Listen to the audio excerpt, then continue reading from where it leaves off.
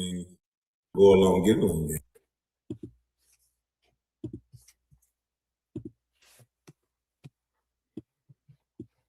Go along, get along game. Go along, get along game.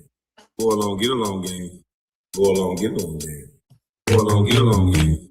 Go along, get along game. Go along, get along game. Go along, get along game. My mama's cooking. Go along, get along game. My mama's cooking. Go along, get along game. Go along, get along. Go along, get along. Go along. Bear with me, class. Get along. Go along, get along. Go along, get along game.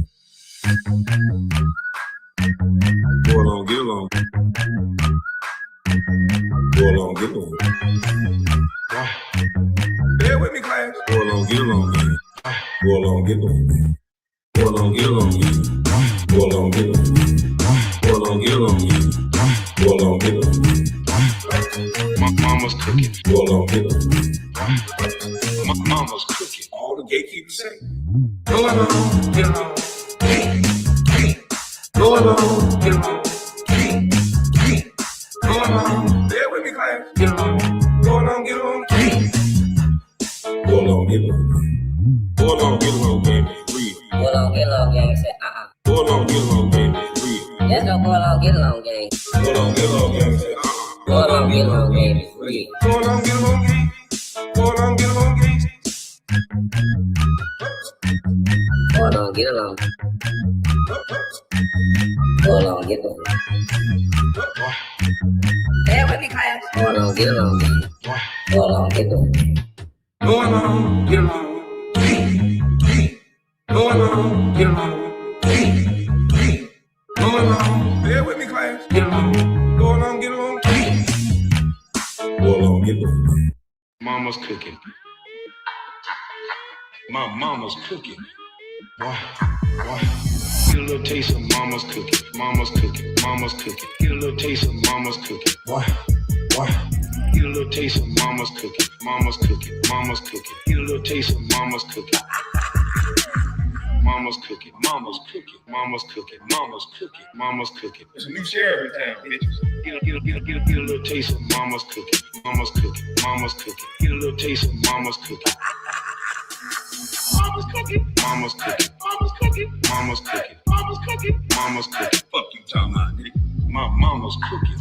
My mama's cooking. My mama's cooking. Bitch, you can't do it. I'm gonna get a beat to that. Bitch, you can't do it. Bitch, you can't do it. Bitch, you can't do it. I'm gonna slow it down for the Texas nigga. Bitch, you can't do it. Bitch, you can't do it. Bitch, you can't do it. Fuck you talking about, nigga. Get a little taste of mama's cooking. Mama's cooking. Mama's cooking. Get a little taste of mama's cooking. Why? Get a little taste of mama's cooking. Mama's cooking. Mama's cooking. Get a little taste of mama's cooking. I just have one thing to say. I just got one thing to say. Rodney and grandma's calling and whatever that mean. These niggas always talking about their grandma and stuff. These haters of mine talked about my songs because they don't have no songs like this. Rodney, when you sing, you sound like you singing underwater and your nose being held. You rapping like Keith Sweat. It's crazy. So you shut up. You don't have no hits like these right here. Shout out to Mo Spears. I hope he come back and make another banger off what I've been saying. But listen here, Rodney, until you come up with something like this, whatever happened, by the way, Rodney, whatever happened to you going to New York? You know what? I got to say this for my other channel, because you did say you was going to New York. That's what you told Queen. You were supposed to be on the billboard. We ain't seen none of that shit. But anyway, I don't want you to feel attacked. So I'm just going to go ahead and play this song. Hang on here. Black, you ain't black. Black, black leadership. Black, you ain't black. Black leadership. Black, you ain't black. Black leadership. Black, you ain't black. Black leadership. You ain't black. I want black. You ain't black. Something for black. You ain't black. I want black. You ain't black. Something for black. You ain't black. You ain't black. You ain't black. You ain't black. You ain't black. want black. Trump, you ain't black. Racism, you ain't black. Charlemagne, you ain't black. Essential workers, you ain't black. I'm black. You ain't black. Why not? You ain't black. Come on, guys. I'm Black Dana. Come on, man. You ain't black. Blacks. You ain't black. Dr. King, you ain't black. This virus. You ain't black. Come on, man. You ain't black. A disproportionate amount of them ain't black. Ain't black. Now people recognize that you ain't black and you ain't black. You ain't black. I want black. You ain't black. Something for black. You ain't black. I want black. You ain't black. Something for black. You ain't black. You ain't black. You ain't black. You ain't black. You ain't black. You ain't black. You ain't black. I want black.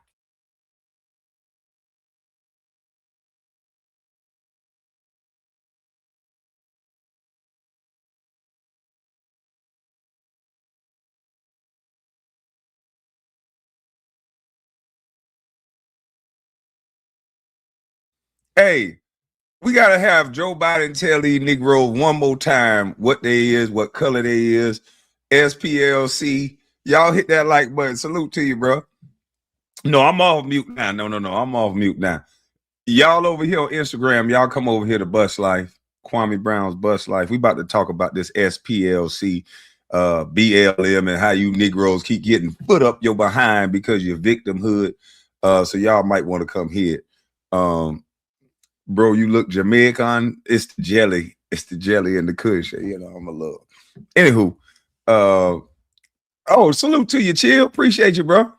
Hey, man, Chill, man. Hey, man, salute to you, man. That's my boy. Look like Yo Gotti. Salute to you, bro. I had a crush on Angela, too. KB pulling out the classics. Yeah, man, we're going to have Joe Biden tell y'all if you black or not. We're going to talk about the SPLC. We're going to talk about all the games that's being played with us Negro. Well, not me. I'm off grid. I'm a little bit stupid. You know, I'm not educated at all. So, you know, I'm a little wise. So let's get into this. Who is this? Member for 36 months. J Mac. Salute to you, bro. Hold on, man. General Takeover need a wrench. He don't got no wrench over here. Man, he gonna block everything. He gonna block the whole damn chat. Hold on. Hang on here. Black, you ain't black. Black, black leadership. Black, you ain't black. Black leadership. Black, you ain't black. Black leadership. Black, you ain't black. Black leadership. You ain't black. I want black. You ain't black. Something for black. You ain't black. I want black. You ain't black. Something for black. You ain't black. You ain't black. You ain't black. You ain't black. You ain't black. You ain't black. You ain't black. I want black. Trump, you ain't black. Racism, you ain't black. Charlemagne, you ain't black. Essential workers, you ain't black. I'm black. You ain't black. Why not? You ain't black. Come on, guys. I'm Black Dana. Come on, man. You ain't black. Blacks. You ain't black. Dr. King, you ain't black. This virus. You ain't black. Come on, man. You ain't black. A disproportionate amount of them ain't black. Ain't black. Now people recognize that you ain't black and you ain't black. You ain't black. I want black. You ain't black. Something for black. You ain't black. I want black. You ain't black. Something for black. You ain't black. You ain't black. You ain't black. You ain't black. You ain't black. You ain't black. You ain't black. I want black. I tell you what, if I had to tell them of any one of these people, I'd be Black.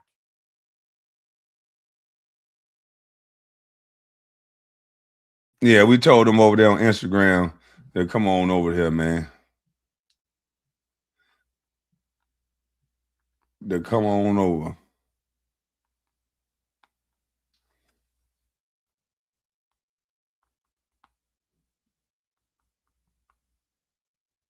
Hold on.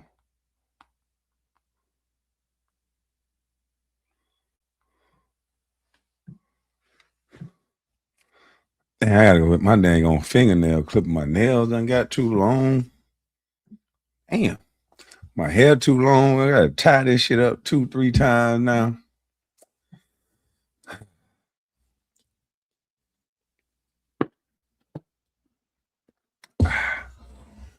Problems of a busty bus. But look here, man. Is the mic working?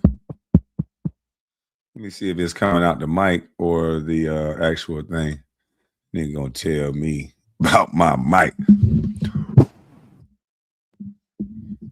Boy, some haters, boy. I tell you, why do you niggas be watching me so close? I thought the honeys play you close like Sugar play toast or something like that.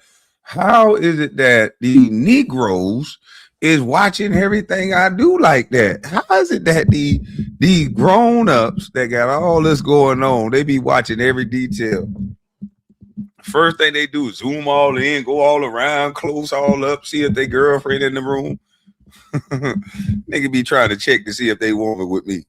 Boy, stop. I don't want them, man. Stop it, okay? I got enough problems. What up, cuz?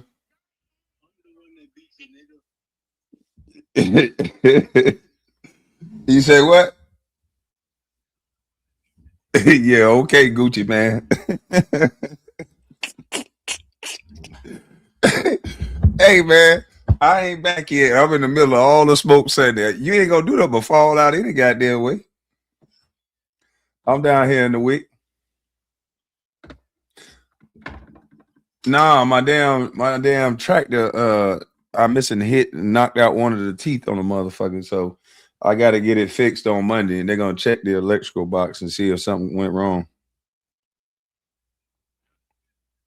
Yeah, that shit pushed me a day back, but I gotta get it. I gotta get it right. Hell yeah, and we in the dry season right now, so all that land that was wet, that motherfucker dry. So I'm gonna mulch that shit while it's dry. Mm-hmm. Well, shit, I'll hit you back. Enjoy yourself. Stay safe. Yes, sir. All right.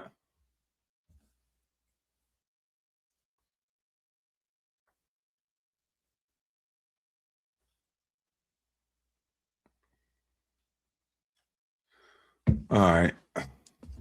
But yeah, man. Hey, listen, man. I hate to say, I'm not trying to be the one that told you so. Hold on, y'all. The hell was that noise? Hold on, y'all. Let me go see what that was. Hold on. Give me 1 second. I just heard a goddamn noise. Hold up. Hold up. Wait.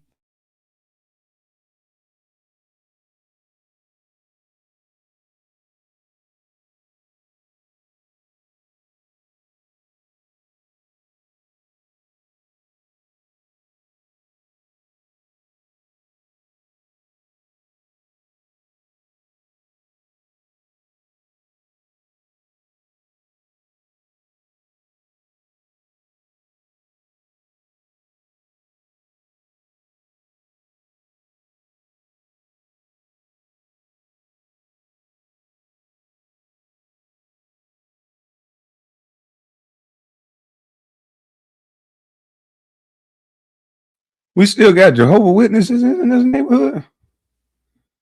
Damn, my eye hurt. We still got Jehovah's Witnesses in the neighborhood.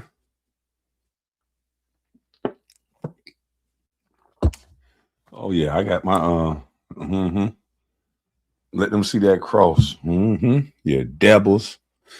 We are asking. What I'm asking is for Ricky Smiley. We asking for Steve Harvey. We asking for Rollin Martin. We asking for Uncle Luke. We're asking for who else? What's up? Mark Lamont Hill. We're asking for all of you men that disrespect other black men and disrespect the entire race of people by thinking that we all are supposed to group think. I think that's very disrespectful. Yeah, DL Hughley, if I didn't say his name, I think it's very highly disrespectful. And I think you guys need to stop being used. We already got the proof now that it's money being spent to keep people stupid. Even though I've been saying this for years, we didn't have no proof. Now we got the proof from the feds that you guys need to cause this issue. And it makes sense because y'all don't like to listen to common sense. That's why you can go to the dentist. Yep, Steve Harvey. That's why you go to the dentist, right? And the dentist will clean my teeth, drill a hole in my tooth and fill up a cavity, rip a tooth out for me. And then on the desk, I can always get one of them little lollipops. I can always get a sucker. Why would a person clean your teeth, drill into it, tell you the things that you need, but they always have little suckers on there for you to get on the way out the door?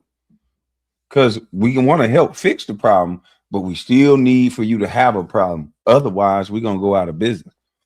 And that's what they've done with the Black community. We create a lot of programming around fixing what it is, the problem in the Black community, in which we know what the problem is. Mothers and fathers are not working together to raise kids. Simple fucking fix. Stop making men have to chase their kids around and have to listen to some damn woman that they no longer are with and no longer like and don't want to hear that bullshit. You make it so hard for a man to parent because there's so much fighting. So it's very easy to see what's going on. But why would we want to fix that when I can create a program around kids that don't have a father? I can create a program around single mothers. I can create a program around housing single mothers.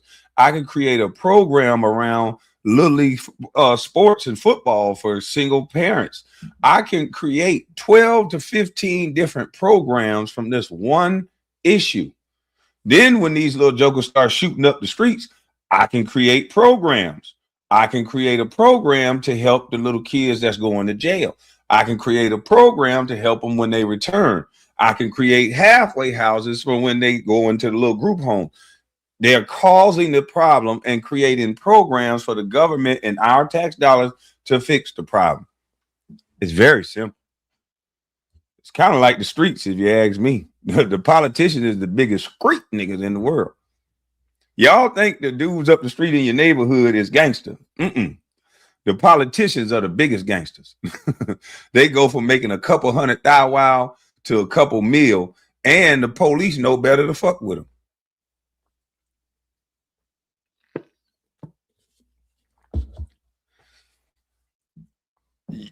Don't go think about it. Once you take your kid to the dentist the next time, pay attention to what's on the countertop at the dentist's office. I guarantee they got some sort of candy. You can go ahead and get you one. You can get toothpaste there too, and you can get some candy. Poor Kwame. This nigga say poor Kwame. Let's get to the video, man. Fair use. Let's get to, we got a righteous perspective. This is a video that was put together by a righteous perspective. Then we got Judge Joe Brown speaking on the matter. And boy, Judge Joe Brown go off. But this brother right here go off too, because they show you the exact treatment that you get being Black and so-called being loved and then all inclusive. I'm thinking that these people that worship the Democratic Party, they no longer have a Black agenda. They no longer like Black people. Excuse me. They only like the Democratic Party. They only respect you if you like what they like. Remember, I told y'all, it's all about who we like. If I stand next to Rollin Martin and say, my brother, I love you. I don't agree with your politics, but I still love you. We can still build. We can still talk. He wouldn't want to build with me. He wouldn't want me around nobody he know, because that's how brainwashed we've become in today's society. We run away from opposing opinions because we don't want to learn. We don't want to build. We don't want to have conversation. We think we right. We done got so educated where conversation is no longer needed. I just call you a name, call you stupid. And because I believe, I'm somebody based on the degrees or whatever education that I've accumulated by the white man that I don't like, or I went to a Black university that was founded by the white people that supposedly don't like me. But I'm proud of my degree that the white man name is on the college or lady. But at the end of the day, if you don't think like I think, if you don't like what I like, then I don't like you. So how can we have a black agenda when we have majority of black folks thinking they know every goddamn thing in the world? And that if you don't listen to what they say or whatever gatekeeper they created, because we all got to listen to Dr. Claude Anderson and this and that. I personally understand some of the concepts Dr. Claude Anderson is saying, but I don't believe nobody should listen to anyone 100%. Do what's best for you and your family. Whatever happened to that? Why does everybody want to have a leader? Do it like this person. Do it like Jay-Z. Do it like you. How do you make a footprint in this world always trying to step in somebody else's goddamn footprint? How you calling yourself a free thinker when you always thinking about what somebody else did? No, I'm not trying to reinvent the wheel. So it's some things I will borrow things from. When MJ watched Dr. J play, he borrowed some things from their games. Julius Erving, all these different people, George Gervin, he borrowed some things, but then he made his own style with it. It's okay to borrow, but people trying to live just like somebody else. That's crazy. One-ply toilet paper thinkers. It's amazing. We don't have no connection to one another. You know why? Because if I don't agree with somebody that you've deemed educated or you deemed the leader, then you don't like me instantaneously. You don't like me. You call me a name because I don't like the person you like. So it's very easy to see that it's all about who we like. Shit is sad. It's so many people pretending to like the people that you like just so they can be your funky ass friend. Y'all throw around this word narcissistic, but y'all build problems and contention with the people around you because they got to pretend and not be themselves just to even be fucking around you. I pray to God I never be that judgmental to where somebody got to pretend to like Trump or pretend to not like Trump to be my friend. That's ridiculous. Like whoever the fuck you want to like. I don't care. We can have a debate about it, talk about it. That's what make the conversation. And the fact that we're friends, we should be able to talk about anything. But no, in our silly ass mind and our weak community that we build, all based on sensitivity and who dominate who, we tell our people to never talk about politics with family. That's why none of our family know what the fuck to do other than just the same shit our granddaddy and grandmama been doing. Democrat. They the one freed us. They the one fought for. Way back, dumb shit. Don't even watch what's going on now. Don't even see that they done gave away all your money to illegals, shipping your money and your business overseas, promising you things that they never do, only talking about Trump.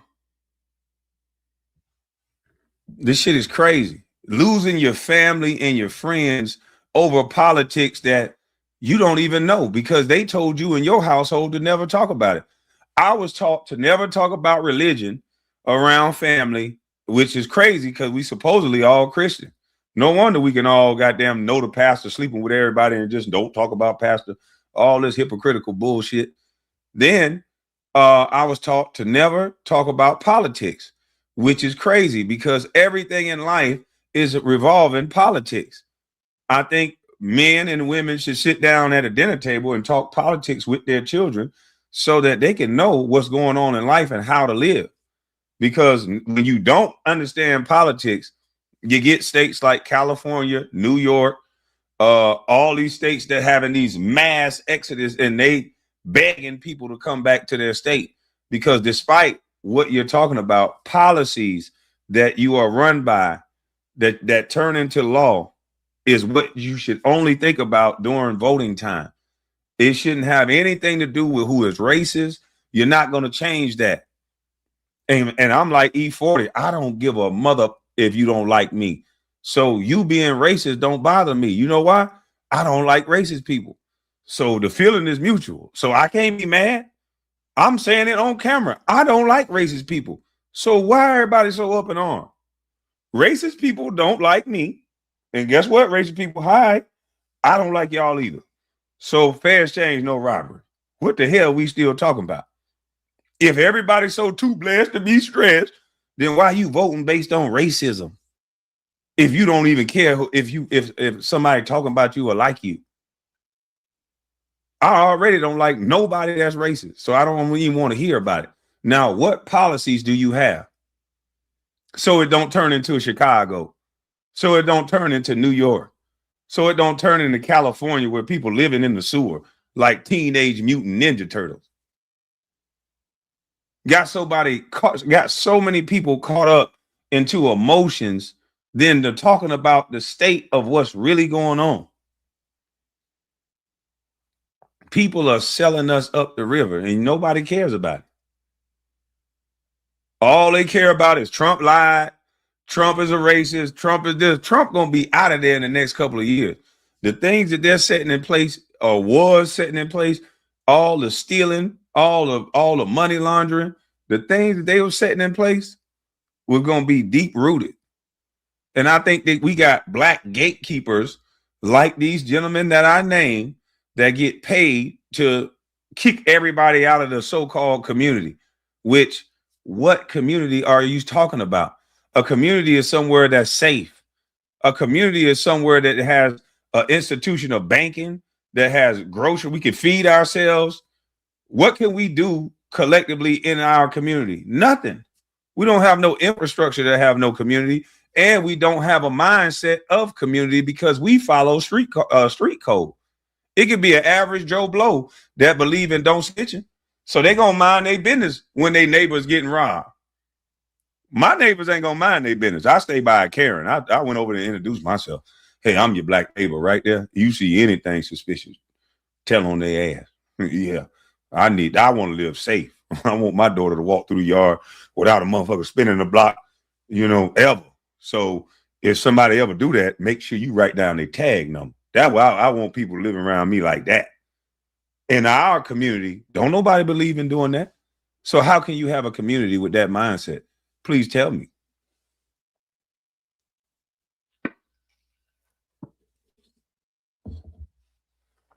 It don't matter if you're a school teacher. It don't matter if you or whatever. We've been raised by some indoctrinated street code that somehow the average civilian in our community still lives by a street code. Tell me I'm lying. They don't believe in telling on nobody. You're just reporting a crime, but they ain't gonna say shit because I guess that's snitching. But I thought that snitching was somebody going to do a crime with another person, and then to cut my time or to get out of my sentence, I give somebody else up. When you are a civilian and you're in a neighborhood, a community, you're supposed to report the crime that goes on in your neighborhood so that, why? Say it with me, class, it will be a safe neighborhood. But the average grown black man and woman do not believe in saying anything to the police ever. So I don't know this fallacy of having a community when you're living by street rules. There's no such thing as community if you're going to live by street rules. So I'm just saying, yes, I grew up indoctrinated under the hood rules as well. So that's why I know them. But I do know if you're a civilian, you're supposed to report crime. But when you're in that street mentality, most of our black children, we don't believe that we're civilians. They're still not going to tell the police jack shit. So you cannot have a community when you're going off street code. Lee, when they going to learn to stop trying to kill our president, Kwame? I don't know, bro. I don't know. And then they live by the street code of no snitching, but then when they're in the streets, they snitch anyway. So it's crazy. It don't make no sense. But you cannot have a street code that you live by and then still on one end talking about we have a black community. Y'all know that's bullshit. But listen to what the SPLC did.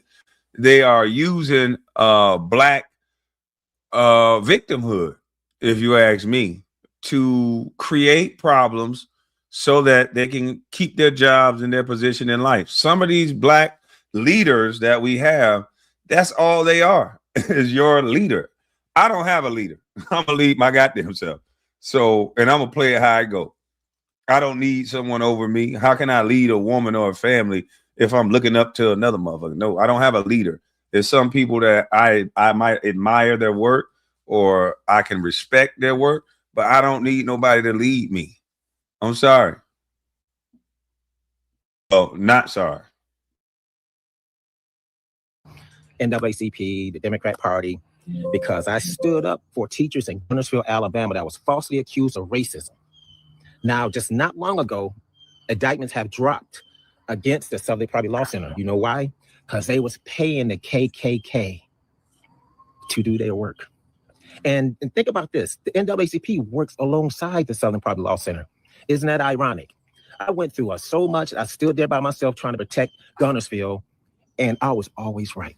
Look up Southern Poverty Law Center and how they were allegedly donating millions to extremist groups. One in particular, the KKK.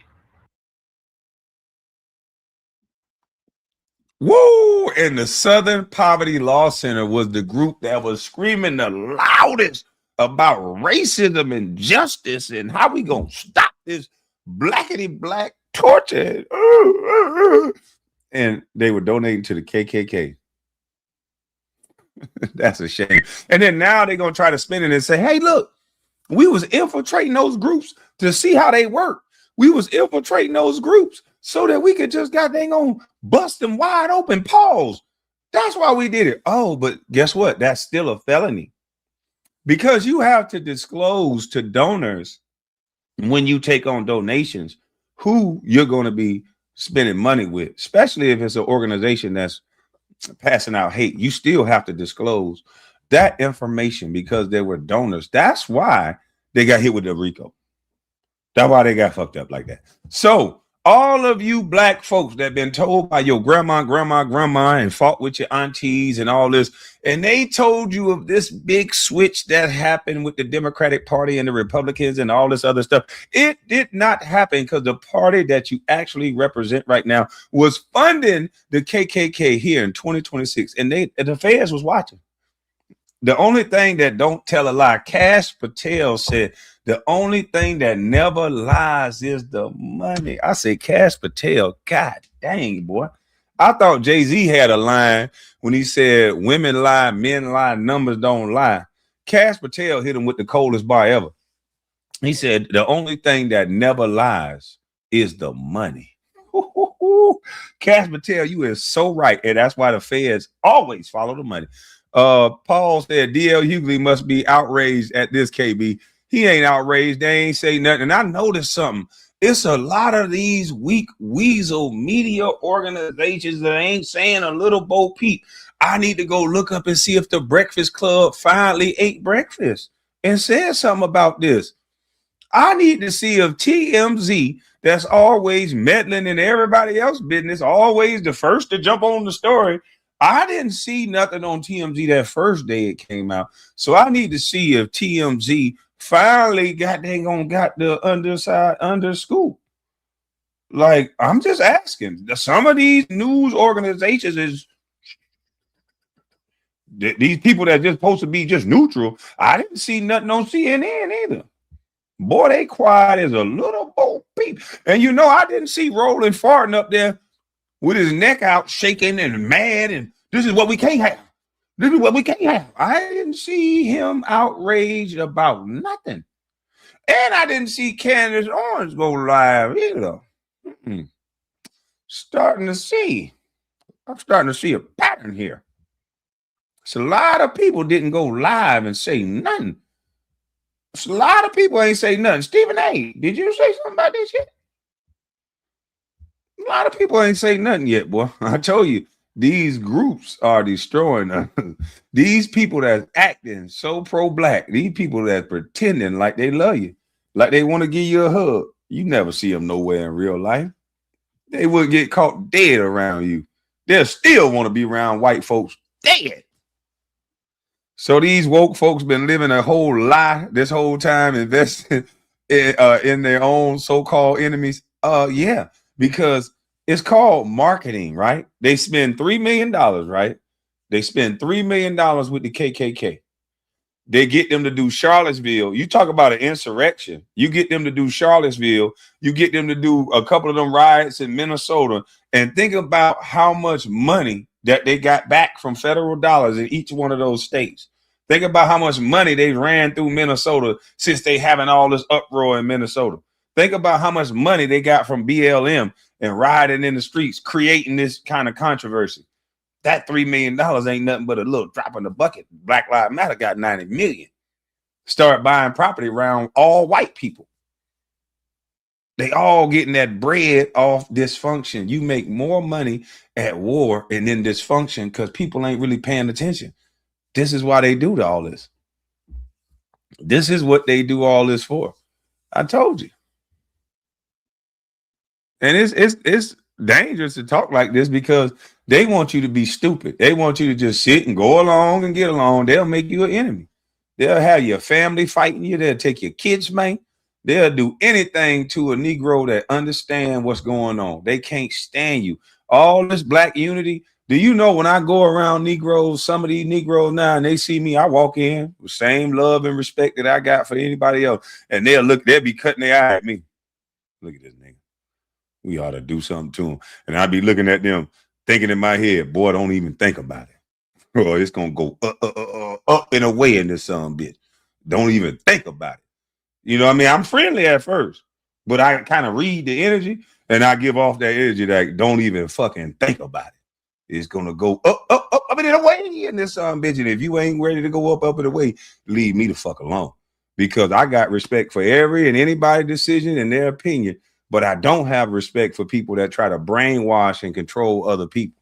I don't have no respect for that. So that jolly green giant, I'll switch to the other way. Because that's why I stay away from people. Because there's so many people now like to control other people's thought because they get paid for it. They get paid to bring you to the party and add the numbers to whatever agenda that they push.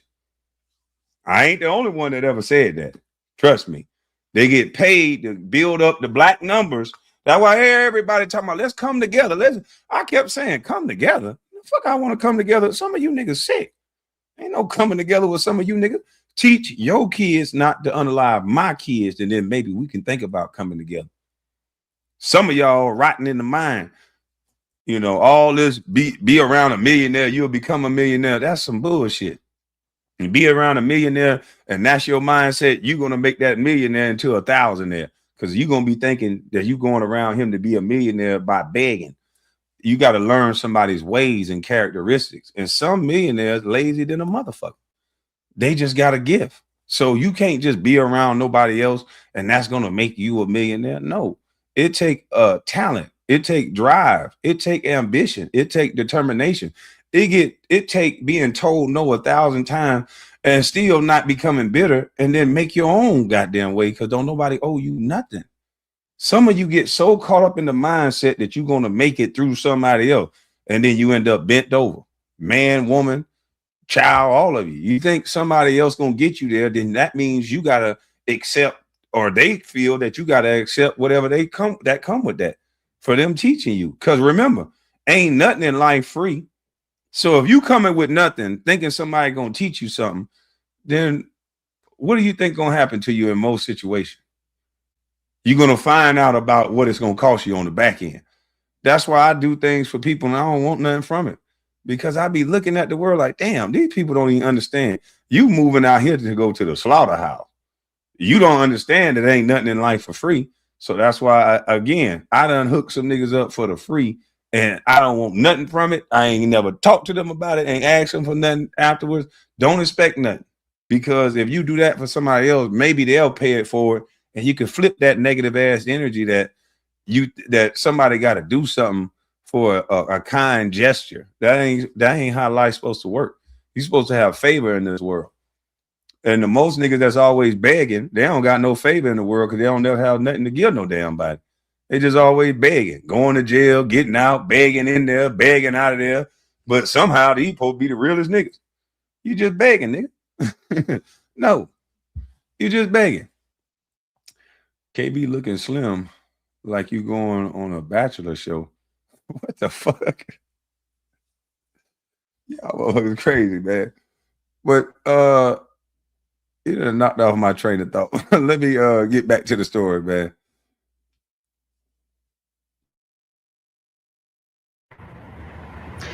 Blacks, if that's not enough to leave the Democratic Party, I don't know what else to tell you. They're literally putting high school chapters of ours on a hate group next to the KKK and next to neo-Nazi groups. And I mean, we can laugh this off. There's an element to this. Remember that there was a shooter that went to the Family Research Council years ago, inspired by the SPLC list. This is them trying to make us basically surrender at Turning Point USA. We're going to do the opposite, and our students are only going to lean in even more. But they can't debate us on our ideas. They cannot have dialogue. They cannot actually go onto the merits of why they are right or why we might be wrong. Instead, they must smear us with the age-old one-liner that you are a racist or that you are a hater. And the SPLC, the Southern Poverty Law Center, has been found on wiretaps, funneling money into hate groups, to KKK, Aryan Nation, all of them, the whole Charlottesville thing, all of them.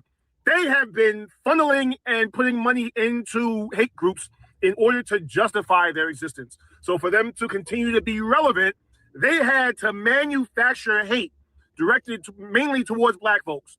So my question to Black folks is, are you tired of getting played? The Justice Department alleges SPLC defrauded donors by using their money to pay leaders and members of the extremist groups that the organization claimed they were trying to bring down. The SPLC is accused of secretly funneling more than $3 million between 2014 and 2023 to field sources, including $1 million for an informant with a neo-Nazi organization, National Alliance, $270,000 to a member of the group that planned the Unite the Right rally in Charlottesville, Virginia in 2017, and $300,000 to a member of an Aryan Nations affiliate. Look at these numbers, people. I want y'all to take a look at these numbers. And put myself at the bottom. Look at these numbers, boy. And look at these bull crap names. The National Alliance affiliate, the Aryan Nations affiliate, the Aryan what? Do you have any shame? Do y'all not feel played at all? Ben said the SPLC and Martin Potok was corrupt. Martin Potok? I don't know. This is a shame. This is an actual shame. People lost their wives over this, man. Men that saw the truth lost their wives. Ladies, y'all should be groveling back on your knees with your, never mind, I'm gonna sound misogynistic, but you should be groveling back, begging your husband back. And he probably shouldn't take you. But at least be a kind gesture to let him know he was right. Y'all been fighting for an organization or a party that's been against you the whole time, that's been creating these narratives for you to get caught up into racism more than you get caught up in your family. For it's some women would have nothing to do without joining these groups. They're not disciplined enough to focus on their body. They're not disciplined enough to focus on every aspect of their life. Some of them are educated. Some are men too. We so into these fraternities. We so into these groups that we don't focus on, dog. You can't even run around the block, homeboy. You calling yourself a protector, but if you drop that gun, it's over with for you. You ain't work on a punch in the last 30 years. Your old lady can swing better than you, and that's bad. She got more buck than you, got more wind. And some of your ladies know it. That's even worse. So we getting so caught up in these groups and joining all these groups instead of focusing on ourselves, focusing on our family, focusing on our health, and making smart decisions with the people around us. More examples of how others capitalize off the black community. Yeah. Salute to you, bro. What is that? Samuel Quartz? Man, this is crazy, man. You making too much sense, KB. That's why nobody don't like me. My homeboy say you talk too much truth, make people hate you. I said, damn, I thought the truth would set you free. Yeah, free from a job, free from your friends, free from your old lady. No, nobody want to hear the truth no damn more. People love the way you lie. That song was like #1. But look at these numbers. We're not equipped mentally to do anything about this no more. We are the sheep that now we'd rather stay. We the elephants that's tied to the pole. Instead of taking the effort that it takes to yank that goddamn leg loose, all it takes is a little yank for an elephant. But instead of doing that, we'd just rather just keep going in that little circle. Because we ain't ready to do nothing about this. 73K to former KKK members. We ain't ready to do nothing about this. What are we going to do? We would have to admit that we was wrong. Most people don't want to admit what they wrong. They educated. Some of these people got 27,000 degrees.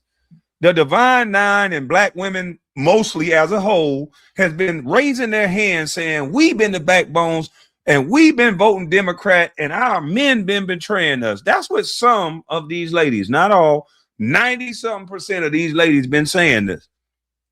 Now, do you know how hard it is to get one woman to say she wrong, let alone 90-something% of women to say, hey, we might have been wrong on this one. They might have used our ego on this one. They might have been putting up woman, so that we can pass these laws just so, without even thinking, just because we so into our, because that's what it looked like it been happening. And the Republicans ain't going to give you shit because you give your vote to somebody else just because they make you think that you above everybody else when you're really not. Putting money into racism is evil as hell. Yeah. Salute to you, bro.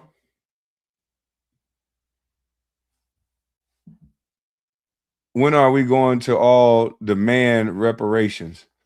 A member for 50 months. I think these young folks are at the point where they're going to do that now. It's young brothers with energy are now saying you're not getting our vote unless you give us reparations. But if you want Republicans to do something for you, you're going to have to give somebody your vote. If you just hold your vote, then the Republicans ain't going to do shit for you either because you've just been giving your vote away for nothing. So if you give your vote, if you just hold your vote and then go to Republicans and say, do something for us, why would they do anything for you? You ain't giving them your vote. Whomever do something for you, give them your vote. If nobody listens to you, fuck both sides. Vote somebody in that's going to get your vote accomplished. And you got to start locally with that. That's where it starts.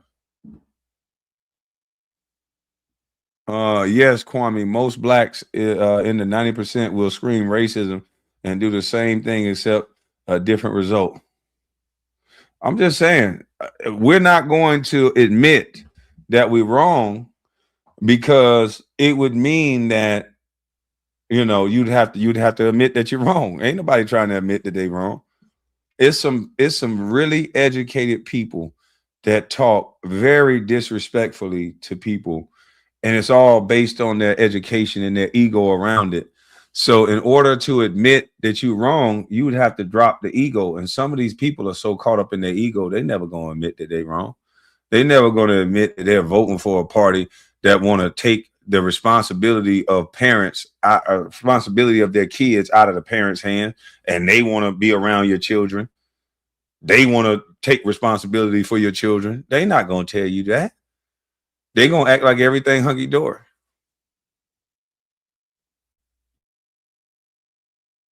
The Justice Department is charging SPLC with 6 counts of wire fraud, 4 counts of bank fraud, and 1 count of conspiracy to commit money laundering. The SPLC was not dismantling these groups. It was instead manufacturing the extremism it purports to oppose by paying sources to stoke racial hatred. To me. And you have to wonder for what purpose. I mean, they love to put groups and names of prominent conservatives, and over the years they've attacked me, on their lists and smear and slander them. And now we find out that they use a backdoor and shadowy accounts to fund them? Can you explain that? Yeah, Sean, look, money doesn't lie. The charity that supposedly fought the Klan funded the Klan. The charity that supposedly fought neo-Nazis funded neo-Nazis. The Southern Poverty Law Center ran a methodical, calculated scheme to defraud their donor base of $3 million and lied to them and used an illicit banking structure system to create shell companies to hide their money and who it was being sent to, specifically for the reason to sow discord and hate into our society. This is the ultimate definition of hypocrisy. And if you look at the indictment produced by the Department of Justice and the FBI, you will see that these banking institutions tie directly the funding mechanisms in which the Southern Poverty Law Center used to fund at least 8 hate groups they supposedly wanted to take out, but they were paying the very villains of our society they supposedly wanted to protect us from. That's the ultimate hypocrisy. When an organization starts making serious money fighting a problem, and then they're paying these salaries and they're building these empires, and you have these high profile positions, and they have ends, with a certain party, they don't want the problem to disappear. Come on. They actually need the problem, right? They need the problem. So to be honest with you, I'm not shocked, by these charges at all. I'm not shocked. No different than, we see what's going on, out there in California when it comes to the homeless problem and some of the other issues out there. They get all of this money to solve a problem, but they don't want to actually solve the problem, because if you solve the problem, the money dries up. So Thomas Sowell, he said this, that, basically he was like, racism, it's not dead, but it's on life support. And this is an example of it being on life support. They're making it up. They're paying people to basically go out here and sow division and distrust in the country. It's so crazy. This race hustle industry, man, it's big business. What makes it so bad is that, remember, they used that Charlottesville situation to condemn Trump. Yeah. And they used that false quote, but they didn't tell you that march was funded by this group. They literally funded this. They funded the guy that did this whole thing. So, man, exposure is a wonderful thing. My only problem is that it needs to happen sooner. Can anybody say sooner? Why does it take so long to expose the demons that are out there doing this riff-griff on a daily basis? I wish that we would have put together a system that... Oh, I can tell you why it takes so long. It takes so long because you have people like D.L. Hughley, you have people like Rollin Martin, you have black men, you have Plies, you have these people that the community like, and they use their influence to try to influence. That's why they create influencers. What are you trying to influence people to do? I don't want to influence you to do nothing. I want to do certain things that I put out in the atmosphere. If you picking up what I'm putting down, if it's positive, if you can add it to your repertoire and it help you out, then use it. But I'm not trying to influence you to do nothing. I don't think I know everything and that you should just follow me blindly. No, you shouldn't follow anybody blindly. But I think it's too many men and women that utilize their education, Joy Reid, to talk down to our community, tell us we don't know politics, tell us we don't know what it is. We know that all y'all talk about is another person. We know that y'all don't have a plan. Obamacare failed. We know that y'all don't have health care that work for anybody. We don't have a good school system. We don't have a good anything. Only thing you're good at doing is marketing the fact that you don't like Trump. We get it. When Trump was in office, you talked about him. When he wasn't in office, you talk about him. He back in office, you're talking about him. When he leave, you're going to talk about him. When are you going to get into the policies and the things that you're going to set forth for the people? The only thing we hear y'all talking about is keep going after these children in these schools. That's all we hear y'all talking about. And illegals. We don't hear y'all talking about nothing for the black community. What do y'all do? Nothing. We got Ilya Omar. She tied to what looked like is a scandal in Minnesota. Everywhere it looks like the Democrats are, is some type of theft going on. Look at what's going on in California with the housing. Where is all the houses? The Green New Deal. Where is the plug-ins for all the cars they were supposed to put up? Where is all this stuff they was talking about? Ilya Omar, she reported that she had 30 million. Then now, oh shit, I ain't got but $200. That was a mistake. Like, y'all can't see this shit? Like, come on, man, stop. I don't want to be dumb. If you want to be in the sunken place, don't shout at me to come with you. I'm gonna tell all you Democrats something, and I'm gonna tell all, because I'm an independent. I'm gonna tell all you Democrats one thing. If you want to slide down a hole, stop trying to grab people to go down the hole with you. Be comfortable with sliding down the hole you sliding down. Leave other people alone. Misery love company. And I see y'all some miserable son of a gun. Want to tell everybody, come on with us, motherfucker. If you ain't coming, you're a coon. You're this. Leave people alone. Let people make decisions on their own. Who do y'all think y'all are? That's disrespectful. If you want to be whoever you want to be that. I don't give a damn. But don't come disrespecting me. That's where me and you gonna have an issue. I don't play like that, and I don't disrespect other people until you disrespect me. And it's disrespectful to have so many different black men and women get up online and think that they have some type of authority that the people give you in the first place.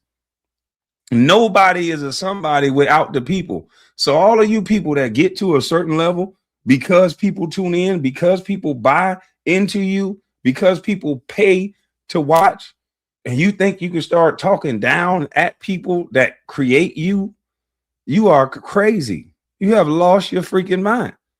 Y'all need to stop the brainwashing, get out of the go along, get along game. And if you don't have real talent, go get a job. Y'all done use your education to keep black folks dumb long enough.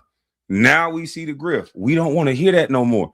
If they not giving out the black community what they gave the Asian Indian community, what they give every other community every time, don't call it reparations. They don't like reparations. The government handouts, the loans that y'all give, that could have been black folks y'all was running that daycare scheme with. There's a lot of black people can watch some kids. Whatever these government programs, we want some of them to funnel into the black community. And I'll do one better. Don't call it reparations. We want an initiative. Call it to give black folks the hood back initiative. Yeah. Give black folks their neighborhoods back initiative. What I mean by that is the reason why we have hoods is because our grandmamas don't sell us chicken no more. It's some damn Chinese lady that's giving us rice and fucking shrimp and onions. That don't go with fried chicken. Somehow it started to taste okay. But usually with my fried chicken, I get some motherfucking macaroni and some collard greens and stuff like that and some yam. So our grandma's not cooking us chicken in the hood no more. So let's call it Give Us Back Our Neighborhood Initiative. So we want to kick out the Arab, kick out the Chinese, and kick out all the people that's selling to our community that consume so well. We want to be able to control that big old spending robust power that we got, that y'all got us brainwashed into thinking that we don't got, because that's bullshit ass lie. I wish I had a hair company. I wish I had a liquor store, and I wish I had some nail techs, and I'd be the richest son bitch in the world, because we gonna spend money toward that. And I wish I owned a Cadillac dealership and a Scat Pack GMC dealership shit, and I'll be the richest son bitch in the world. So what we want is that we want in every community, every black community, we want a black store. We want a black grocery store. We want a black nail tech store. We want black everything. We won't want Indians selling us liquor no more. We want to be able to sell our own self some liquor. I want to be able to go buy liquor from Joe up the street, and I want him to drink one with me sometime.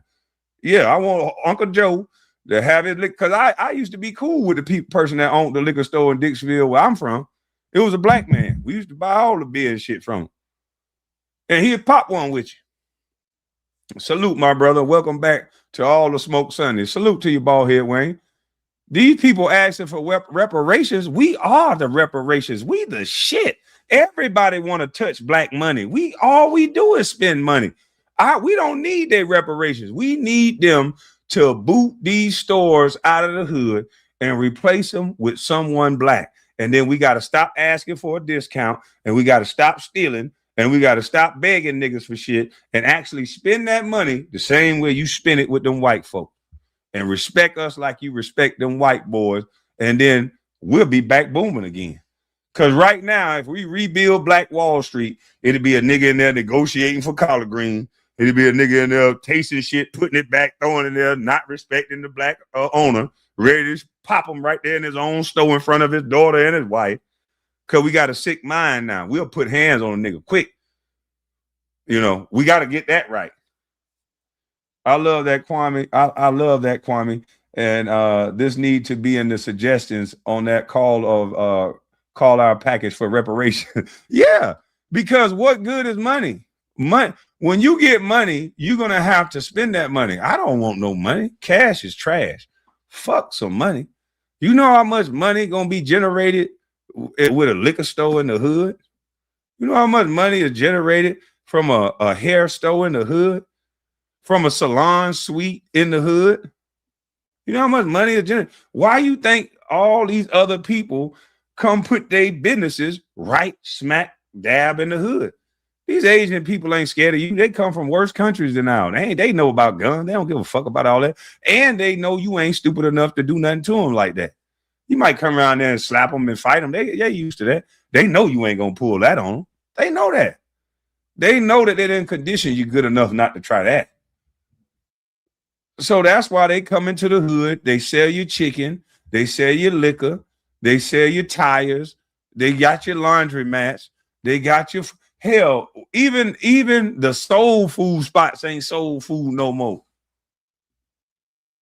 We really need to move towards a higher percent of black ownership of business and communities. Paul, that'll solve all this issue. Salute. It'll solve majority of it. But the second thing we got to solve is the crime wave that'll happen. First, you got to get the mind ready for that to even happen.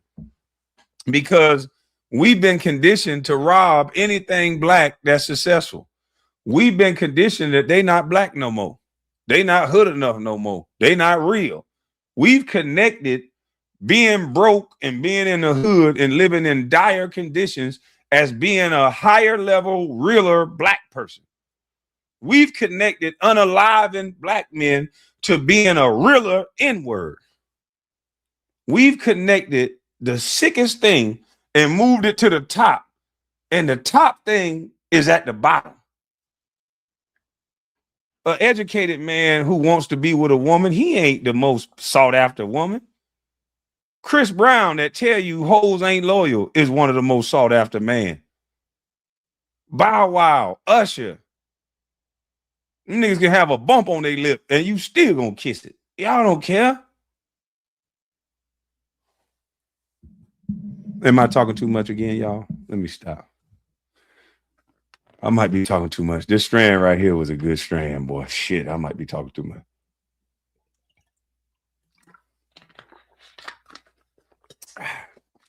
Yeah, let me play the video. I think I'm talking too much. This strand is a good strand.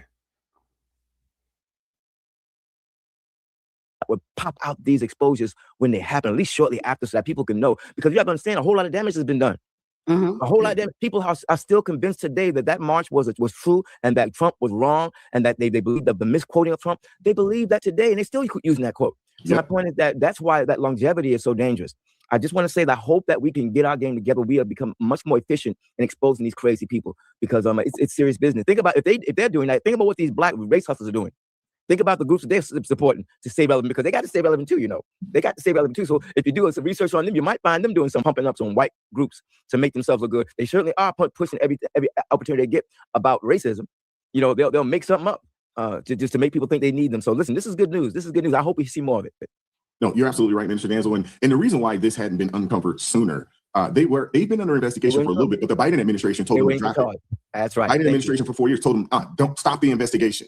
Thank you. Because they're in on the grift. You know, God is so good all the time. All the time, God is good. And I'm with ministers. I understand what you're saying about why it wasn't done. But you know what? God is always perfect in his time. Yes, and I love every bit of this because let me tell you something.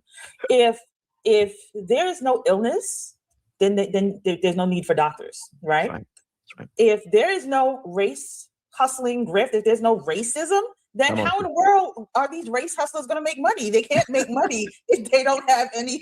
They have to get a real job.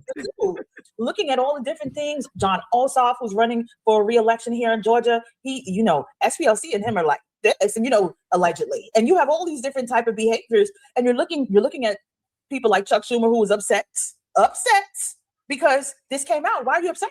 Why are you upset that the people who claim that they are protecting people from extremist, racist groups have now been found to be paying those same groups? You should be like, you know what? I appreciate that y'all are putting this out, but you know what? The best thing, and Christian said this, and I was saying this at home myself, the best thing that came out of the SPLC indictment is that we just discovered again, or we revealed again, how the Democratic Party has never left the bed of the KKK, the Aryan Party, or any of those people. They never left that bed. They are still in bed, wrapped up tight with them. Because while people are sitting out here saying, no, this is a different Democratic Party, they switch places. Now y'all have got to see it in your own face with your own two eyes, that they are very much wrapped up in it. And that's why they keep their foot on your neck with that whole race hustle, race baiting game. Get over it. Man, this sister is speaking facts, and Mel, you speaking facts too. Charlottesville, Kenosha, and Minneapolis, all the supposed victims were white martyrs for the black struggle. That's manufactured. Exactly. That's what they do. They manufacture a problem because, just like I told you, you can get toothpaste at the dentist, and you can always get that little sucker off the counter. They taste good too. They got all the little writing on the little small one. They taste good as a mug. They sweet, probably bust a hole in your teeth. But you can get toothpaste at the dentist, and they got a sucker for you, little sucker. Illinois is 236 billion with a capital B in the red. No money for farmers or real healthcare workers, but can find money for illegals and under the table workers. Hey, Calvin, you telling the truth, boy, because they don't have no money for you, nobody else. They got to get their money for their new voter block. This is all about voting. This is all shifting the table. They let all these people over here that's willing, they willing to riot. They willing to do whatever they need to do to keep in power. And you seen Trump and them uncovered this SPLC scandal. And the next thing you know, they popping at him again. Every time Trump uncovers something, somebody take a shot at him. God dang it, pop, pop. I'm telling you, boy, hey, this is crazy. Jim's Our View say that's a fact. A member for 50 months. Salute, salute. I like how y'all not being independent, man. This is crazy. And you ain't black if you don't vote for Biden. All Democrat. Hey, but it's no wonder. I tell you what, though, if I was a Democrat, I ain't gonna lie to you. I'll say anything to you to get you back online. Boy, y'all, hey, y'all got till Sunday to get y'all ass back on the Democrat plantation. And Luke strong in the hood, so I would have probably been like him. I would have came with the hood approach, riled up the dudes. Hey, I got a couple million for y'all to keep these niggas in line. And I would have been like Rollin Martin. I'd have used that educated approach. You're dumb. You're too stupid not to vote for what we telling you to, dummy. You don't know nothing. Go back to school, get an education. I got 47,000 degrees. Now you don't know nothing unless you listening to me. Now do what I tell you and hit D, boy. Pause. That's how they talk to us. You go over there and try to have a civil conversation. What about this? What about that? What about, well, y'all focus seem to be on something that we ain't really talking about. Where's the focus on the black community? Where's the business? How come to buy a soda is from somebody to say, hello, hurry up and buy? How come to buy some liquor? It's from, hello, hurry up and buy. How come to get my goddamn cigaretto? Hey, hello, hurry up and buy. God damn, is this the United States of India?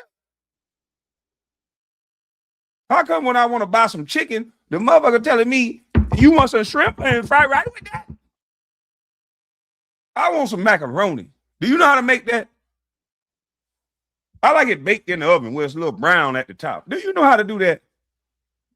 And how come every time it's a black restaurant, it got to be in the worst part of the neighborhood where white folks scared to come at so they can't grow their business and so they can't clean up in front of the goddamn neighborhood because the only Negroes that can come there is downtrodden Negroes that's in the hood with them.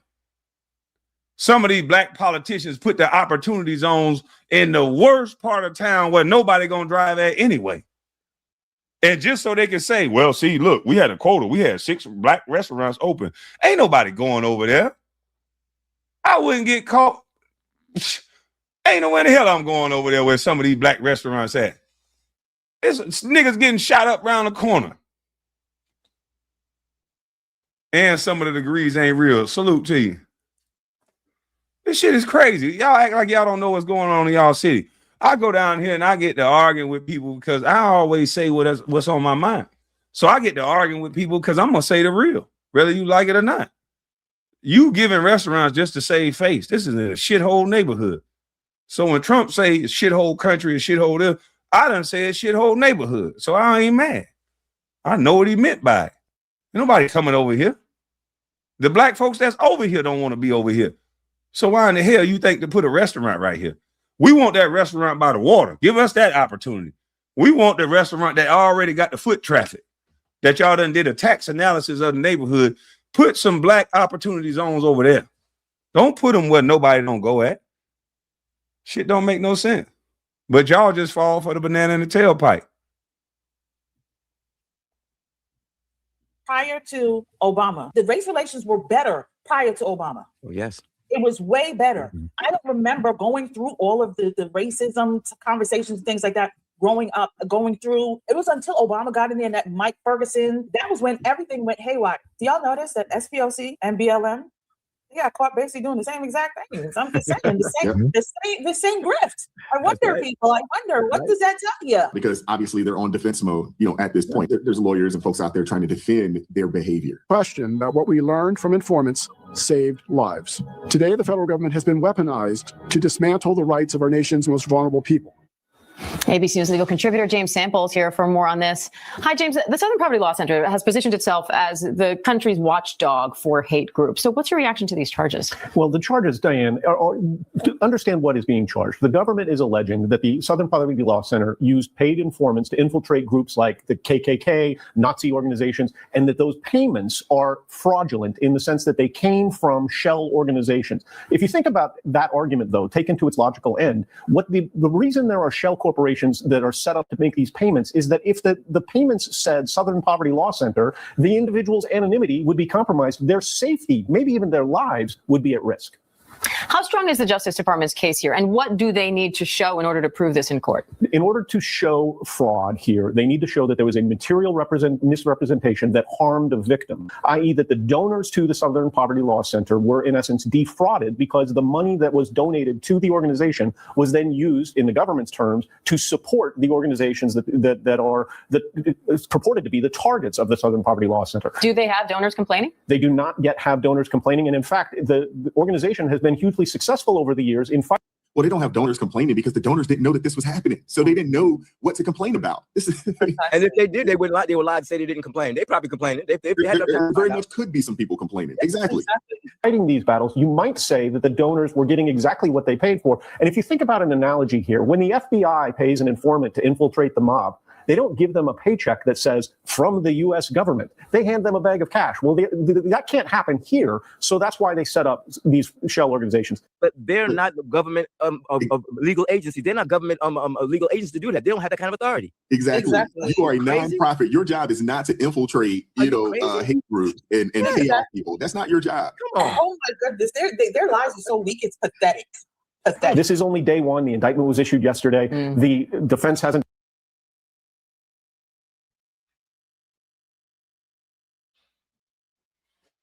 Now, do y'all see how they play in y'all face? That's the only reason why they use these educated people. They're educated to tell a lie that sounds so good that you might believe that BS. You might believe this BS. He sounds just like who? Yeah, that's crazy, man. This is absolutely insane. Now they acting like detectives and investigators now. We trying to infiltrate the group. Hogwash, malarkey. Yeah, I'm using other words to not get flagged. Been heard from yet. This will take time, but it does seem to be like a targeted attack against an organization that is not necessarily one that the party thinks highly of. What do you make of the timing coming just over a week after the Justice Department moved to vacate more convictions related to the January 6th attack on the Capitol? Is that a coincidence, or is the administration trying to send a message? I think that is the right question to ask, absolutely. 1 week ago, to be clear, the same Department of Justice sought to vacate the convictions of Proud Boys and Oath Keepers. And now they're going after a group that has fought against hate groups. In just the span of a They going after groups that fought against hate groups. They lied. What a part of that don't you understand? Payments are real and narratives remain fraudulent. Salute. Member for 50 monks. What is that? Camo guard? Damn, salute. 50 monks. Weak. The juxtaposition at a minimum is striking. Legs, unfortunately. Wait a minute. I was on mute the whole time, I think. Wait a minute. Was I on mute the whole time? It says payments are real, narratives are fraudulent. Camel God, member for 50 monks. Salute. If I was on mute. It looks like I was on mute. It is. They've gone after the Southern Poverty Law Center, but not the KKK. They've gone after the people, the civil rights organizations, but not the actual They extremist just groups. freed the Proud Boys. What do you expect them You're to right, do? Michael. Well, excuse me, I forgot who we're dealing with. Thank you. They're on the side of the extremists, it feels like. No, they're on the side of racists and people who undermine the very principles of the country. And they have been from the very beginning because that's where Donald Trump has always nurtured himself. Bottom line. Oh man, these people are ridiculous, yo. They are ridiculous. But, hey, it's a thing, you know, in The Wire, if you guys recall, I don't know if you guys ever watched The Wire before, but in The Wire, if you recall, when they started following the money, that's when all the chaos broke. Because they're like, no, don't follow the money, follow the drugs. See, the FBI followed the money and they found out. I put anything on it that some of these people, they're getting exonerated because they are cooperating with they're cooperating with the federal government, letting it be known, yeah, we received $300,000-$400,000. We received money from these folks. And when you start following the money, in The Wire, it tells you, when you follow the money, there is no telling it's no telling what you will uncover when you follow the money, because normally there's some politicians, Clay Davis, you know what I'm saying? There's all kinds of people, you know what I'm saying, that you're like, wait, I didn't know he was on the tape. Oh yeah. That's why they're like, no, just focus on the groups doing the crime, not the people funding the foolishness. Because they can't make money. They can't make money. Lars, can you see Simone and them up there are frantic that MS and Noah's watching. They're like, hold on, no, stopping our money train. Now they're going to see there's no racism. In the currency of racism, the supply is high, but the demand is low. And that's the problem that leftists are faced with. The leftists, now, if I'm going to go back to our most prominent race huckster, Jesse Smollett, and I can't talk about this long because, chat, as you know, I've been admonished to be quick. So I want y'all to listen to this story about Jesse Smollett, and if I want y'all to do your own research, because if this is true, this is crazy. Salute to you, Cortez, and Bap. Salute. If this is true, this is crazy. I want y'all to check this story out about Jesse Smollett. Or Smollett, or however you say his name. This is crazy. very quickly, you all know Jesse Smollett found himself out in the middle of a polar vortex, supposedly being hassled by some racists. What they buried in that story was the week before. The week before that incident, Kamala Harris had introduced an anti-lynching bill. So she introduced a bill for a problem that does not exist to bolster her senatorial bill portfolio, because people were saying, well, what had she done? She hadn't done anything. So she hadn't done much, and she hadn't done anything specifically attractive to Black people. So the answer was just write a bill that affects no one for an event that doesn't happen. So she did that. She invited Jesse Smollett down to the Senate, and I believe named him one of, or the ambassador of the bill. Now, I think, and oddly enough, a week later, he becomes a so-called victim of racism in an attempted lynching. Right after he was named the propagandist for the bill. So what we are finding, I think that the news media is trying to sell this idea that they were infiltrating these groups so that they could get information to know how to fight them. I suggest that's not true, and I will be very hopeful that if the Justice Department has communications in text messages or any other written email communications that they will release. I think that they are infiltrating these groups like the Unite the Right to start race propaganda and race situations, to create environments where something racist could happen. And therefore, one, they can target against their political enemies. And two, it justifies their resistance because they can look back. And when people say, well, there really isn't racism, they'll look, they just had a march in Charlottesville. Well, look, they had one because you bought the permit. You gave them the money to buy the plane flights. Then people had to stay in the hotel. when they were there and you booked the rooms. That's why they had the march. These people are not trying to infiltrate to bring down the KKK. Like Crystal said, they've been in bed with them for years. They're trying to use their street teams to position them to get political aims that they're trying to achieve. So I hope that the exposure goes far and wide, and we will put out some information to stop these people from coming out here saying, they were trying to infiltrate to be on the side and take down the oil. No, you were not. You absolutely were not. You absolutely not. You all know that you have a supply and demand problem. You need to supply enough racism because you can't to gin up a demand that doesn't exist. The SPLC is sitting on $250 million. If that is true, then that is crazy. I told you, ask what she did, create the problem. Now we fix it. Isn't that what I described as the do-low twist? Didn't I say they set you up for that do-low twist? I said it'd be some dudes that'll come to you in the club. They'll create some static with their homeboys or create static. They acting like they solving the problem by telling them to stop and acting like they powerful.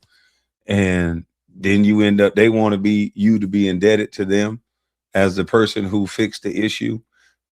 It's the do-low twist. That's exactly what they got you Democrats in the do-low twist. They got your mind twisted up, worried about some shit that's way back when and they don't got nothing to do with nothing right now.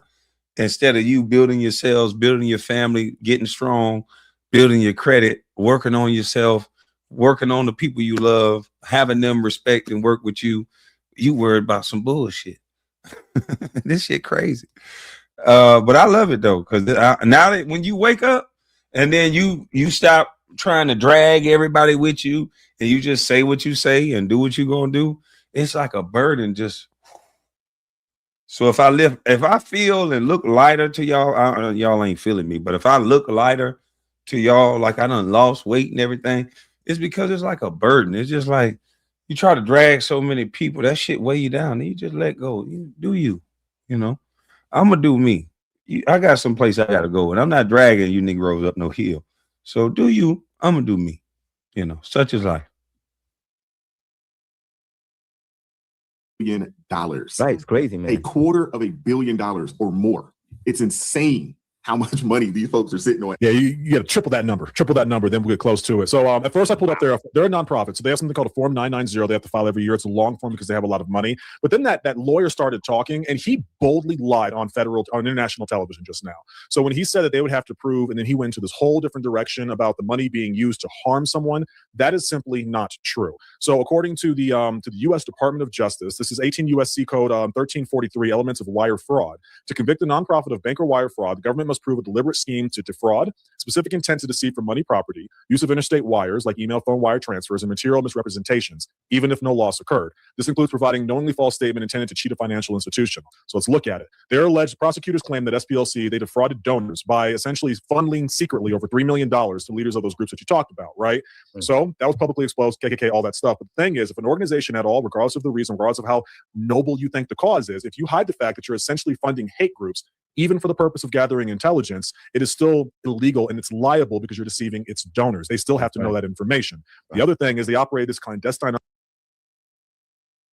So this brother is saying they still was supposed to let them know the information. So that's why it would be a felony. I'm just saying, talking about was racism making Kwame fat? This junker here, man. It's nuts. Calvin said, hold on, let me go get it on the side over here. He said, KB, in my opinion, black people better recognize we're on our own. In 10 years under Democrat president, the U.S. is going to look like UK, Michigan, Minnesota, and New York to start. Salute, brother. Yeah. And all of these places, I ain't got my camera on.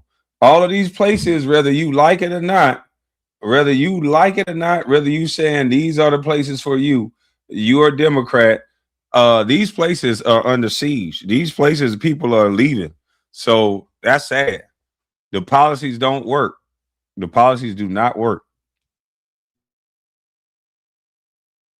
Operation which hid through financial trails, which leads to criminal charges. Remember, this came out from them. They used fictitious business names like Fox Photography to mask payments to informants. Sounds great, but that is technically lying to a financial institution on a federal level, right? That's a big boy crime right there, all right? And so if you look at these cases, look, this is one of the easiest ones. When you have bank and wire fraud, they have a number trail. They don't arrest you for that and then do the investigation. And one of the hardest things to argue in court is that 2 + 2 doesn't equal 4. It doesn't typically go over well. 88% of those that go to court are convictions, right? But 90% never go to court because they plead guilty before it ever gets there, right? That's how lock solid these typically are. Only human trafficking, I think, and one other one are higher than that for convictions. But last year, they made a net profit of $106 million.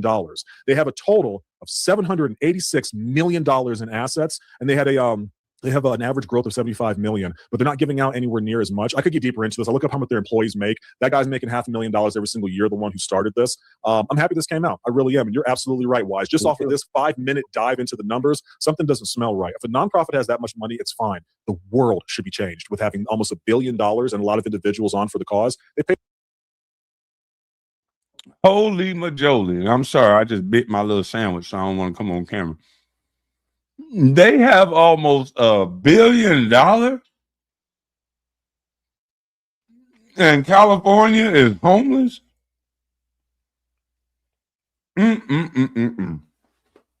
You black bourgeoisie, let our people go. Let our people go. You black bourgeoisie, let our people go. Y'all need to let our people go. They always find the money for somebody else. Do not call it reparations. That's why they ain't giving us reparations right there. They already got $1 billion for black folks right there. These bourgeois, I told y'all, why you think they never tell y'all how they made it? Because they tell y'all how they made it, then y'all gonna be a part of the grift. You got to keep this quiet. You got to keep these niggas dumb. Let our people go. Come on now. You got to let our people go. D.L. Hughley, let our people go. Rollin Martin, let our people go. Uncle Luke, let our people go. Steve Harvey, we know you jump ship like a motherfucker. You need to let our people go. You told a woman to act like a woman and think like a man. President Trump was accommodating. I'm going to give the man this. The man was very congenial, as we said. I said, well, I have a mentoring program, but my mentoring program is restrictive because I can only do about 1,000 boys, and I can do them only one time a year in each city. I want to create vision centers around the country where I can take these schools that you're closing in the inner cities, take HUD funds, put it with them, and then go in and refurbish these schools and buildings and turn them into a place where boys and girls can come and learn life skills, and parents can come and learn financial skills. You can go online and look them up. They opened up 3 of them. All the ideas I had given them, they enabled. He's going to make America great again. Let's go, Donald Trump. I'm doing this absolutely free of charge because I want this country to be in her hands as opposed to Donald Trump's hands. That's why I do it. And these people hate black people, man. That's why they lie to you so easy. They hate black people. The lowest person $20,000 a year, and yet they had $69 million they put out in compensation total for an employee group that at best is about 300, 400 people. You do the math. They're making so much money. Hey, and the fact that people are trying. Damn. You do the math. Boy, they getting paid in the shade. You hear me? They getting paid. Get paid, young. Get paid. Get paid, young. Get paid. They getting paid, boy. I'm trying to tell you. Goodness gracious. I hope I don't have no peanut butter in my tea. Meet me a peanut butter bagel. But we got another one, man. We got one from Kingdom Reacts. Man, this was a good clip, man. This is sad, man. They whooping us. Listen, man, if you still on this racial talk, I'm starting to think you getting money from these organizations. You ever notice the people who tell you the bad guys are, they never expect you to actually check the receipt? Yeah. Today might be one of those days. Money doesn't lie. The charity that supposedly fought the Klan funded the Klan. The charity that supposedly fought neo-Nazis funded neo-Nazis. The Southern Poverty Law Center ran a methodical, calculated scheme to defraud their donor base of $3 million and lied to them and used an illicit banking structure system to create shell companies to hide their money and who it was being sent to, specifically for the reason to sow discord and hate into our society. This is the ultimate definition of hypocrisy. And if you look at the indictment produced by the Department of Justice and the FBI, you will see that these banking institutions tie directly the funding mechanisms in which the Southern Poverty Law Center used to fund at least 8 hate groups they supposedly wanted to take out, but they were paying the very villains of our society they supposedly wanted to protect us from. That's the ultimate hypocrisy. Money doesn't lie. Oh man, that's The ultimate hypocrisy. The 8, they were sending money to 8 racist organizations that they were supposedly trying to stop. Because look at how much money they taking in. Yeah, you got to market this shit. Spread a little bit to all these companies. Keep them slapping Negroes down. Keep them starting riots. And the police know who to pop when it's time. KB, all centralized systems controlled and distributed by the government are failed. Money controls the populace. Humans are transferred their responsibility and accountability to government. Damn. Yeah, they don't want to. They don't want to be responsible for what they create in life no more.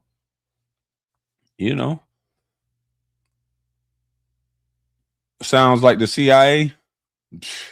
Shit, sad, B. Betrayal, man. What? Now, there's a certain kind of story that sounds simple at first, right? Us versus them, good guys versus bad guys, truth versus hate, right?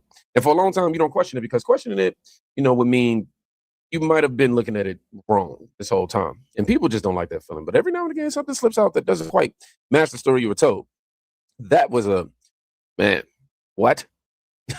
You just dropped a major bomb. Not because of, of what's being said, honestly, but because of who it's about, right?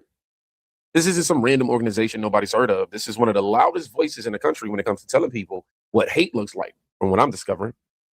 They build reputations, headlines, labels, narratives, entire narratives. So when something like this drops, the real question isn't just, is it true?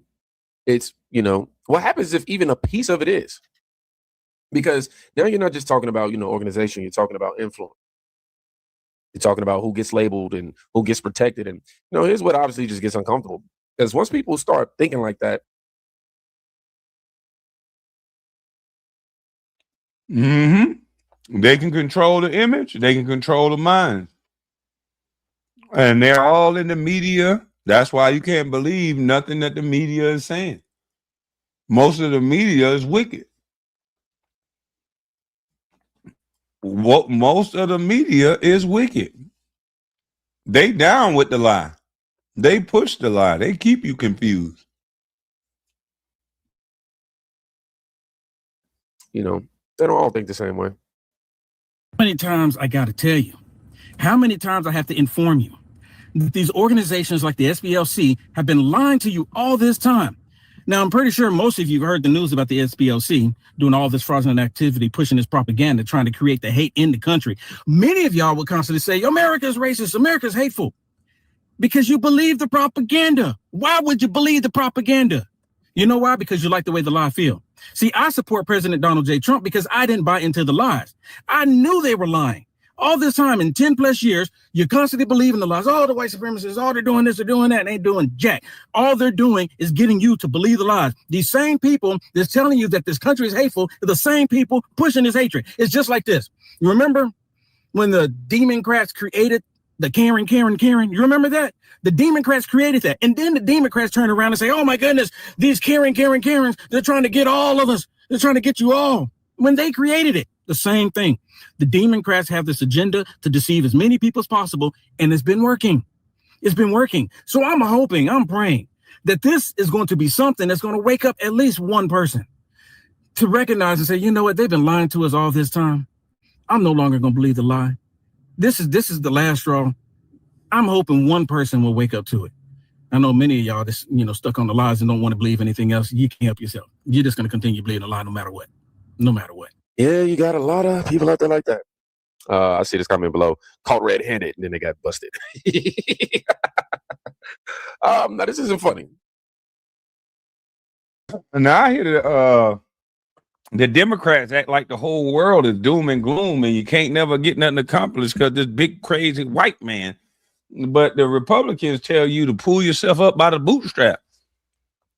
At least they giving you some hope. These goddamn on Democrats, they creating a problem that ain't even as big as a problem without these events that they keep creating. People would actually probably get along even better. Because once people start seeing certain behaviors, once people start, you change the minds of people and they start moving with a feeling of white folks after them, the police is after them, then they come maybe with a different edge. They come maybe with a different tone. If you're not pushing that white folks are after black folks, then maybe everybody can get along a little better. Maybe we not coming to the situation with animosity and the first thing we looking at is the color. Because we ain't trying to be the one that's getting victimized by the evil white man. This shit is sad.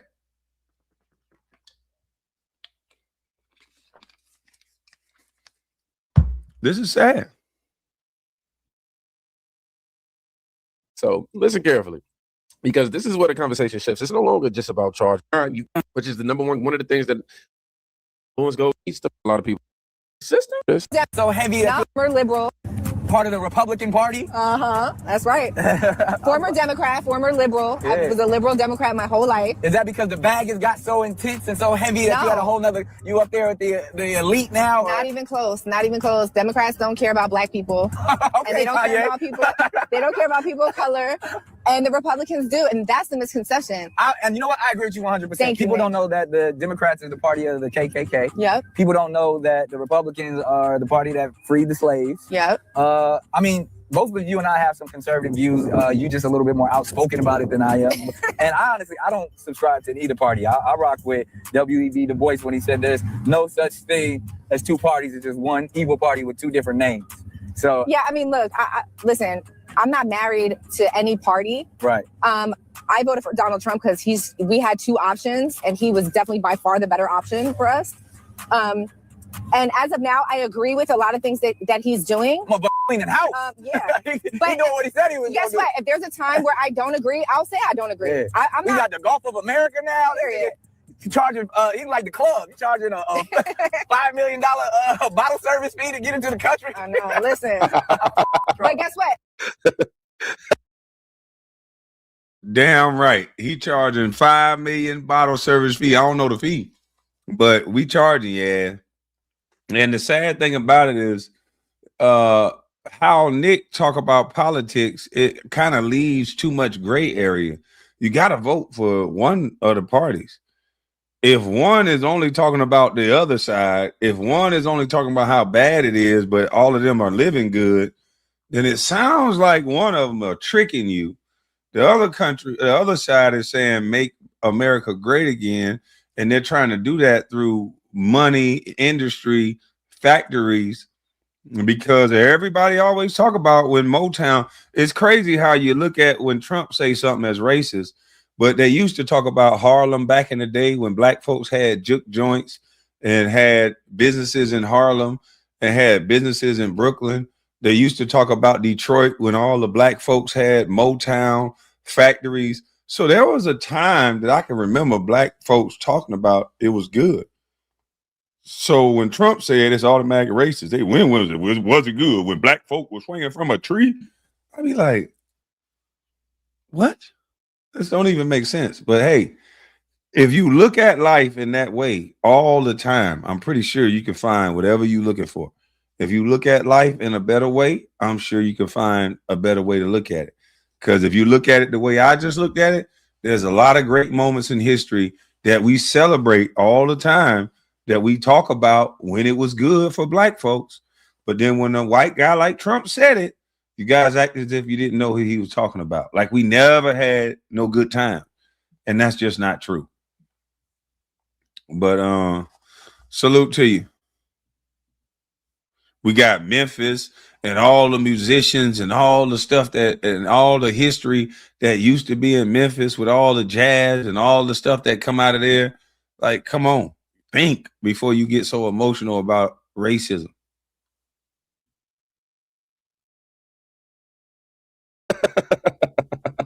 $500 bottle service get the country. I don't think I remember hearing that. Make sure I position this. Get y'all right. So again, I have to call out this, and I'm gonna continue to call it out. That there was complete silence. It has been complete silence from most Black Hollywood and most of the Black media. When I say Black media, I'm talking about TMZ. I didn't see any articles about the Southern Poverty Law Center from TMZ yesterday. I'm calling them out right now. I'm calling out TMZ. I'm calling out Charlie Bang the God. I'm calling out D.L. Hughley, and I'm going to continue to call out that racist, scandalous Rollin Martin. I'm calling out Hollywood Unlocked with Jason, who's not a very nice person. I'm calling out all these people that y'all who normally have everything negative to say about Donald Trump, every time he breathes wrong, but your favorite party, the Democrats, y'all saviors, y'all Jesus, who died on the cross for y'all sins, the Democratic Party, the Black pastors, who I'm calling out, what's his name, Jamal Bryant. I didn't hear who's been calling us the KKK and the Ku Klux Klan, who's been calling us white supremacists. Jamal Bryant, where is your outrage that this civil rights organization was actually funding the KKK? They all silent. They ain't got nothing to say. You know why they ain't got nothing to say? Because it turns out the organization has been playing them like puppets on a string for like that. We've been telling y'all. Black conservatives and people on the conservative side have been telling y'all for a long time that the Democrats are playing y'all, that they got y'all like strings in a puppet, and y'all didn't believe us. Y'all thought that, no, we told y'all because we are a lot smarter than y'all because we actually use our brain. We don't just we think for ourselves. Okay, brother, don't mess up the message. You're going good now. Matter of fact, I'm gonna rewind this message. You're going good. Don't mess it up by dissing them now. We want them to heal from the sickness that they got. They're not gonna heal by you dissing them like that now. Come on now, let's calm down. Let's rewind back because I like how you kicking it. You giving it up to them. You letting them know. You calling out the people that need to be called out. But let's not get into the disrespecting them, calling them stupid, even though I want to go there too. But we'll be no better than Rollin farting because he called everybody stupid. We want to rise above them. We want to be better than them sometime, but right now we just talking, we just talking to them. They already hurting right now. You don't want to kick them while they down. They hurting right now. All this jumping in the street, shouting. It's people that have been putting their whole life's work behind this shit. They put their organizations, they put their sororities, they put their fraternities, they put their reputation, their degrees on the line. So let's not kick them now. Let's let them come. Let's let them heal a little bit. Right now they just fail. You got to see if they okay first before you start laughing. Okay. Let's see if they okay first. That's why I ain't want to go live yesterday. I was in the spirit of I'm just finna laugh and curse at everybody and go crazy. I said, I'm not going to do that today. So I'm glad I gave myself a day. We want to see if they okay. So we can say, oh, you okay? And once we find out they okay, they walking back straight again, we're going to laugh like a mud trucker, okay? We're going to laugh. We're going to get our laugh on. But just not right now because this one is hurtful. Ooh, it's a lot of people. Hey, Takar, you know how it is? That's like you laughing after somebody lost all their money at the dice game. There's a lot of people that invested in a lot. A lot of people believed in this over their children, cussed out their husband, kicked them out the house, left their wives. Don't talk to siblings because of this shit. And now they got to look at themselves in the mirror. And a lot of people don't like to look at themselves in the mirror.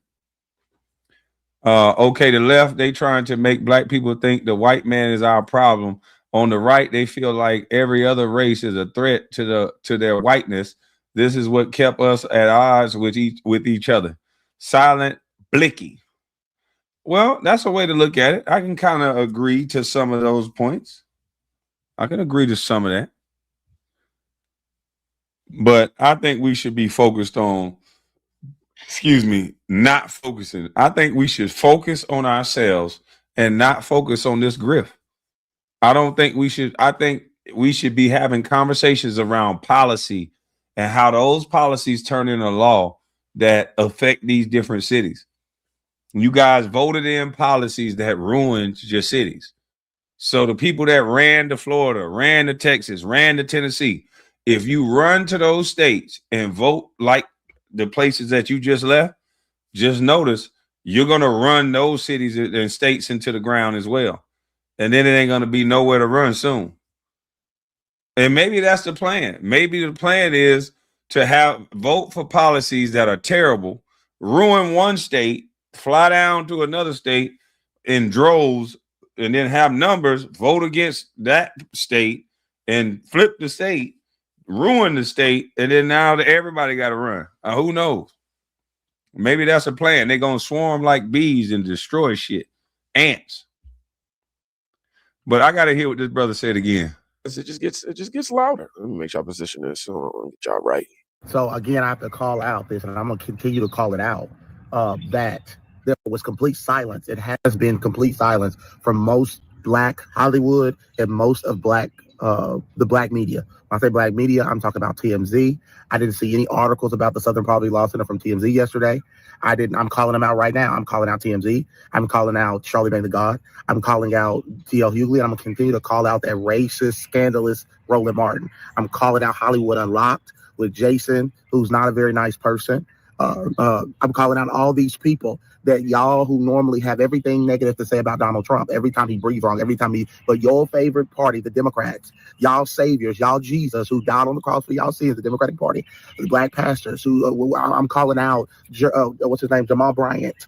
I didn't hear who's been calling us the KKK and the Ku Klux Klan, who's been calling us white supremacists. Jamal Bryant, where is your outrage that this civil rights organization was actually funding the KKK? They all silent. They ain't got nothing to say. You know why they ain't got nothing to say? Because it turns out the organization has been playing them like puppets on a string. For like that, we've been telling y'all. Black conservatives and people on the conservative side have been telling y'all for a long time that the Democrats are playing y'all, that they got y'all like strings in a puppet, and y'all didn't believe us. Y'all thought that, no, we told y'all because we are a lot smarter than y'all. Okay, that's enough. That's enough. We're not gonna let you crash out. We're not gonna talk to him like that. I don't even know what else you're gonna say, but it's probably everything after that is gonna be crash out. And I don't want you to do that.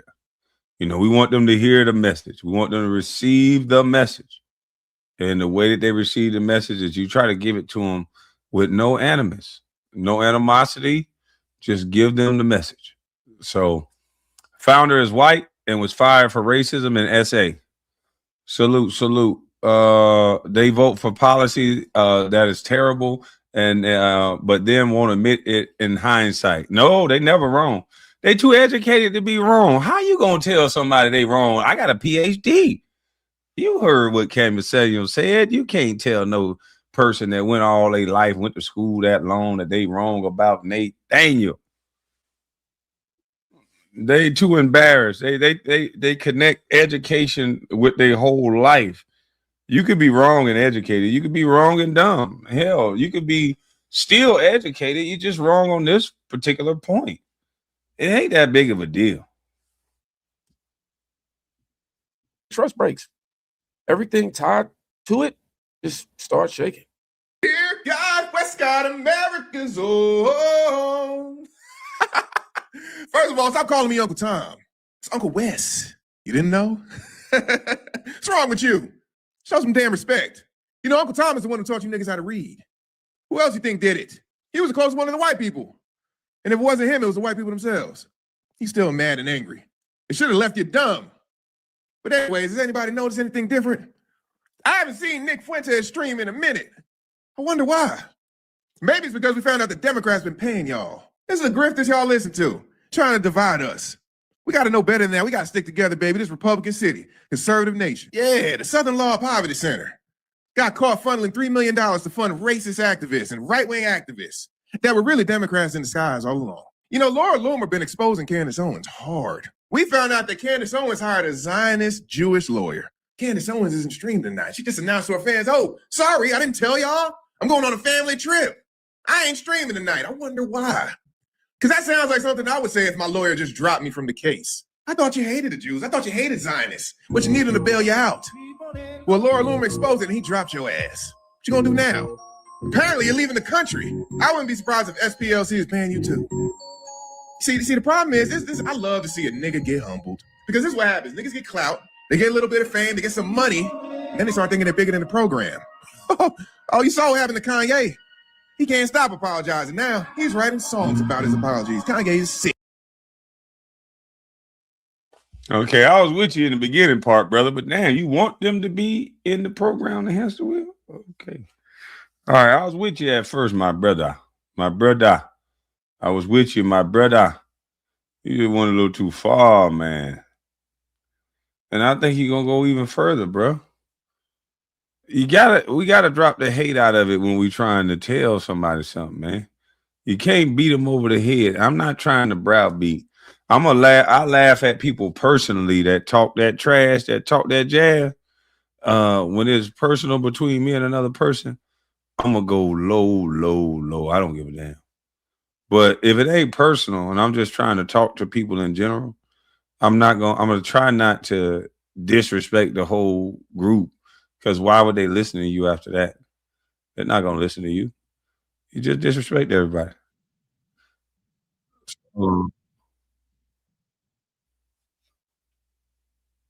I want to get to what Judge Joe Brown said about this situation.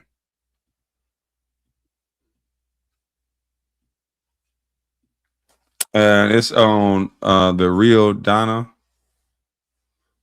They did this yesterday, I think. So let's go. Judge Joe Brown go off. I mean, I don't know if we're going to get through this whole one right now. Judge Joe Brown goes smooth off. I'm going to let it play. I'm going to stop it. But I'm going to try to, you know how he go. But when he finished listening and wiping his eyebrow, some of the stuff I might have to play on Patreon.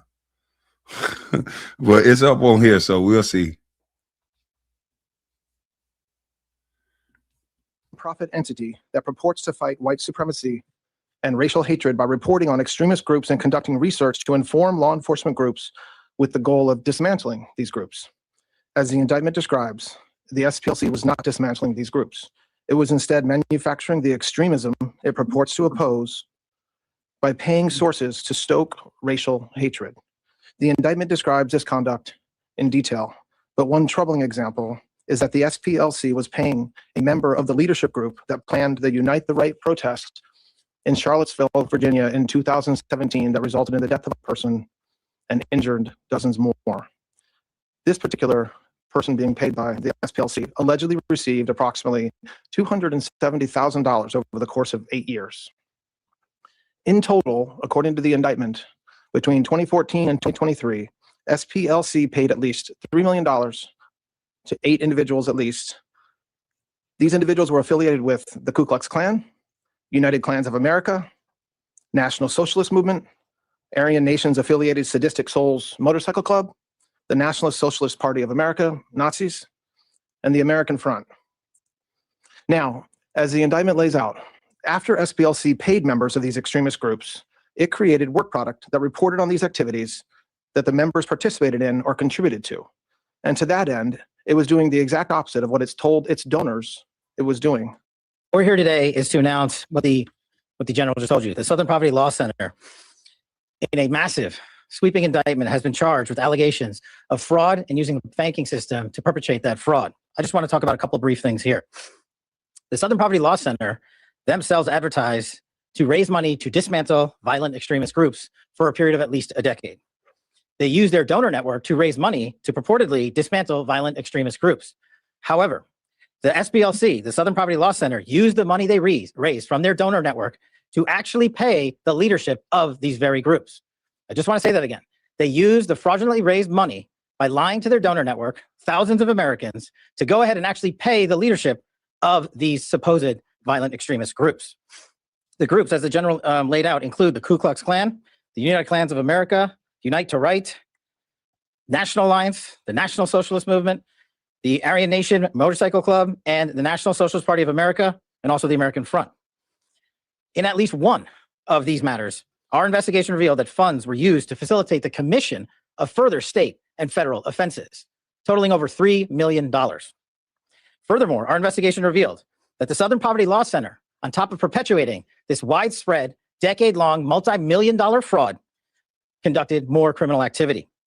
They attempted to hide their criminal activity from our financial banking network.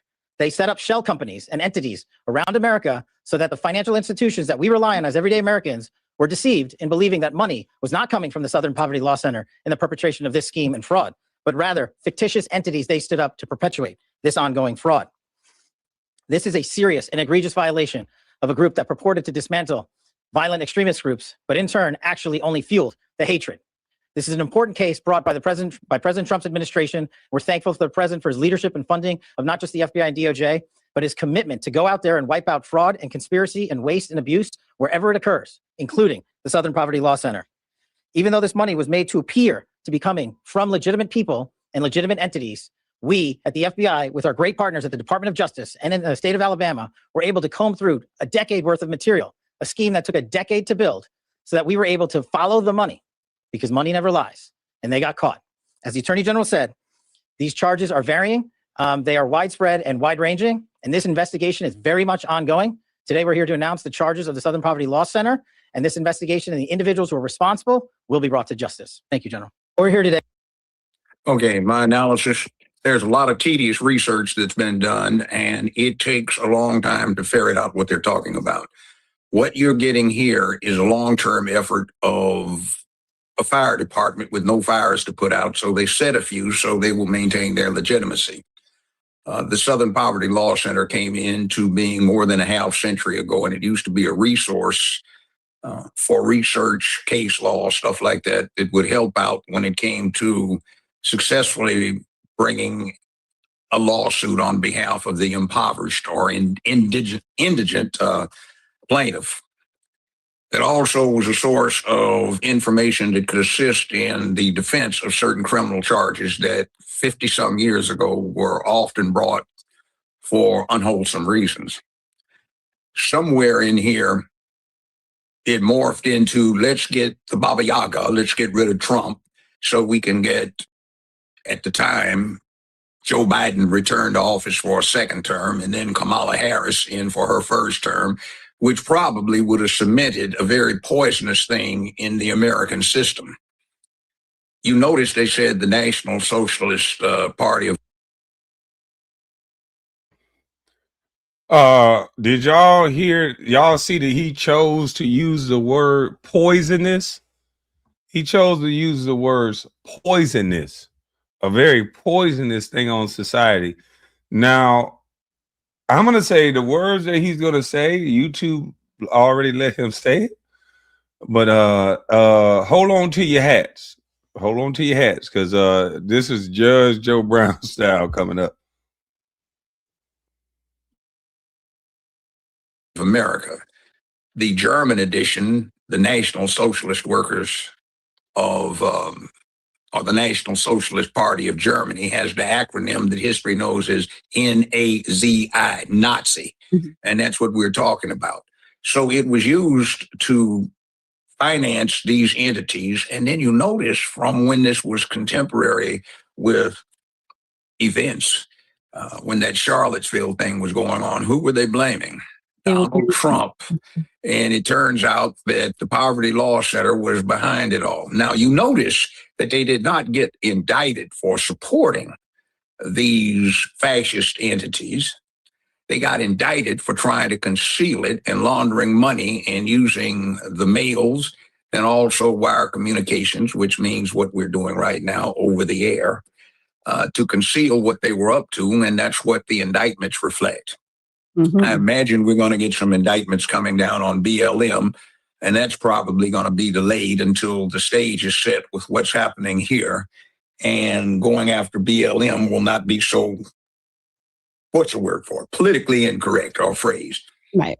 So we're going to see this, and it's a deplorable thing. I was personally aware of the Poverty Law Center, and when I was still in law school, when I got out of law school, it was something that people went to, and that was in combination with a number of financed entities, financed by Congress and state legislative bodies, to set up legal services programs so that you could deal with poverty law. That is, those people who had been forgotten, who were financially unable to afford the services of an attorney, they did have representation. That proved to be unpopular because a lot of entrenched interests got disturbed when their feathers got ruffled. There were some things that were being done that weren't good, but they drifted. Right. And in the process of drifting, their mission switched from poverty law, which is inherent in their title, to advocating certain things. And they got captured by the rainbow cult thing eventually, feminism and some other things. And they stopped trying to represent people and started drifting into being a moving engine on what went on initially, not waiting for a court case, but to make it happen on the streets. And unfortunately for them, that drifted so far to the left that it bordered on National Socialism, aka Nazi or fascist activity. It's a shame, but we have this kind of thing. And I have said this for years. When you look back over everything, and someone's main attack point is setting up a boogeyman, the Baba Yaga, Donald Trump, and the evil Republicans, be careful, because that means somebody's trying to sneak something by you, and that is drifting away from our Bill of Rights into a thing where there is no freedom of the press, no freedom of speech, activities are restricted, certain boutique legal situations get preference because they're politically correct rather than being legally justified, like statute of limitations being extended for 25 years for certain things. And what Judge is saying is happening right now. That was interesting when I heard him say something about stretching the guidelines and the rules and the statute of limitations for certain things, but then wrongful death is only like 2 years. And I'm like, wait a minute, like that's kind of strange. And now you see these lawsuits roll out from all these years back. And Judge is just speaking the facts, man. This is actually crazy. The stuff that's really going on right up under our nose. And nobody's talking about it. We talking about everything else but what's really going on.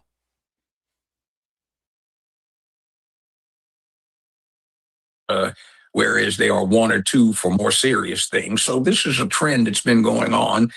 And it looks like the American public in this 2024 election cycle sort of put the brakes on a very poisonous thing. I think we need to be very cautious about what the press is telling us, because if you will recollect what was going on contemporaneously with the Charlottesville situation, is the press was telling us about this horrible villain who was out there trying to push Klansmen and fascist and racist and such like, and what a horrible threat that person was to the American way and to ordinary decent people. But now we find out that it was one of those entities that was saying this that was actually behind it, or at least the allegations. So I wanted to highlight this here real quick, because this is the press release from the Department of Justice, and there says between 2014 and 2023, so that's like 9 years rounded off. The SPLC secretly funneled $3 million in donated funds to individuals who were associated with various violent extremist groups, including KKK, Aryan Nation, National Socialist Party of America. You always say National Socialist Party, Nazis. You always say that. But to your point, in what you were saying, that, yeah, this didn't happen overnight. This is over a 10-year span for the Democrats to usher in Joe Biden, to prosecute Trump. And they wanted to usher in, follow up with Kamala after Joe Biden. And it's funny because this is when the investigation started in 2014, which was the end of Obama's administration, correct? 2 years before it ended. 2 years before. And then Trump comes in 2016. So all through his administration, they're labeling him a racist, or, and all this, and going into Joe Biden. So this was all planned. Well, one thing I want to add, I don't think the investigation started in 2014. That's when it appears that this activity started. I don't think the Obama administration was responsible for this. This is, as I've spoken about, bureaucracies. People get in and they're in for 10, 15, 16, 24, 25, 31 years in some place. And you have this federal investigative bureaucracy, and sometimes it does the right thing and sometimes not. So people can say something's going wrong. I'm going to check this out and start taking notes. And then later somebody gets in, I hear you've been. And that's why I don't belong to no groups, because sometimes they do the right thing and sometimes not. But to protect the interest in the group, you can't say nothing or you ain't down no more. You ain't kicking it. You ain't keeping it really real. When you a part of the group, they want obedience.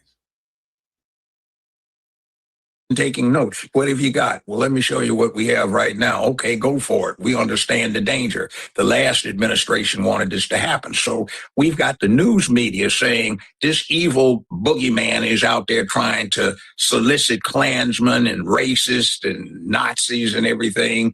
And it turns out that this is all a setup to give them credibility because, as I pointed out before, they almost had it made and then they went overboard. And you can see it in small things that aren't so small sometimes. For instance, that Budweiser Light commercial where they had that punk in the blue bra and the blue panties in the bubble bath looking like a total freak. And that was supposed to sell a beer to an audience that turned out to be 86% male, mostly straight, to buy Bud Light. And it was a disaster. And then they were pushing strongly about boys pissing in girls' bathrooms and showering with the girls and putting on sports bras and going out and knocking the girls around in girls' sports and all sorts of other things with, you know, trannies going out lecturing to 4- and 5-year-olds and having them sing songs to set up a rapport with the children to get inside their heads. And it's not good.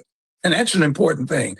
I'm 78 years old right now, and I can remember when I was 6, 7, 8 years old, some of the things that we got taught as songs and some of the little sayings that we had when I was in elementary school. And, you know, 70-some years later, I still remember them.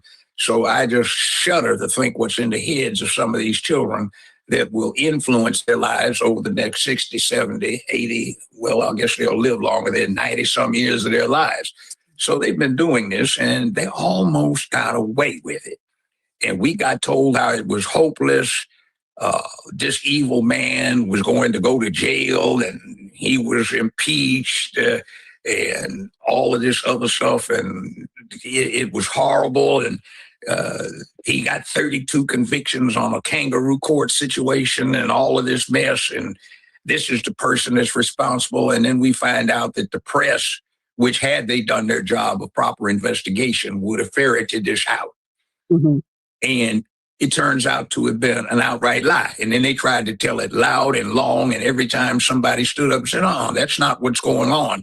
There is election fraud. And it was not Donald Trump. The election fraud was turned against him. And then we've looked at. And then anybody who said something got hit with disinformation, misinformation.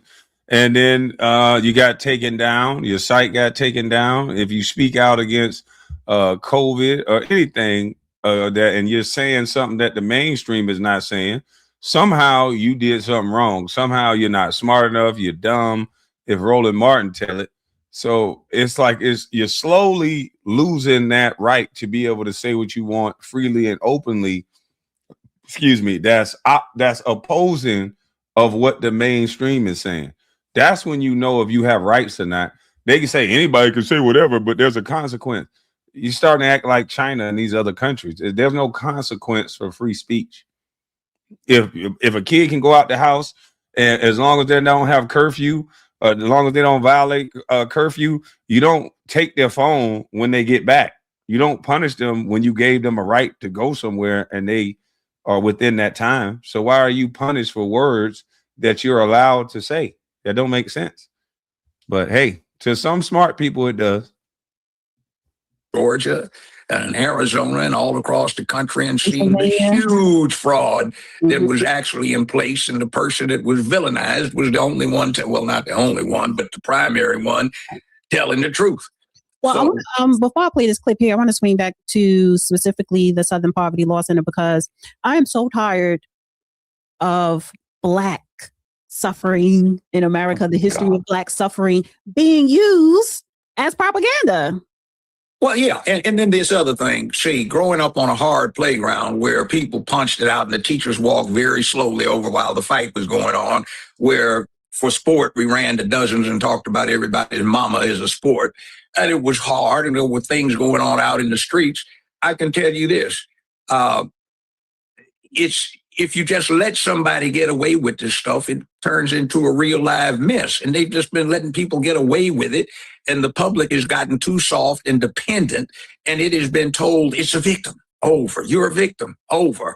And people are slothful. They're lazy. They don't work hard. They don't do their homework. They expect somebody because they know that everyone knows they've been dreaming of being this. So the academics are cut down. The breadth requirements in colleges and universities are cut because you don't want to interfere with somebody getting that magic GPA so they can get in grad school and then become incompetent at the practice or whatever they needed those higher level postgraduate degrees for, where the state of Washington says if you graduate from a law school, you don't have to take the bar anymore, where the kids don't need to learn how to write longhand and they don't need addition and multiplication.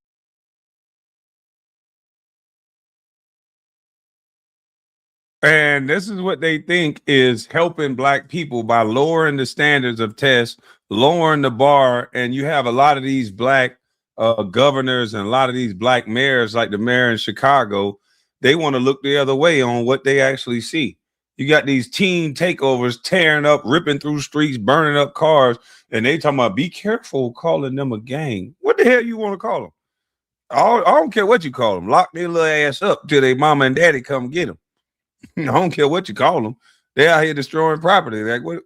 We got this approach because they Black. No, this is a right and wrong thing. I don't give a damn who doing what. You know better than that. My mama taught me a long time ago. If that ain't yours, don't touch it. And if you can't pay for it, you damn sure don't touch it. So I don't want to hear about no color stuff. No, sir. And subtraction, because supposedly it can be done on a cell phone, but we know how the cell phones go down and how they aren't exactly reliable and everybody's helpless.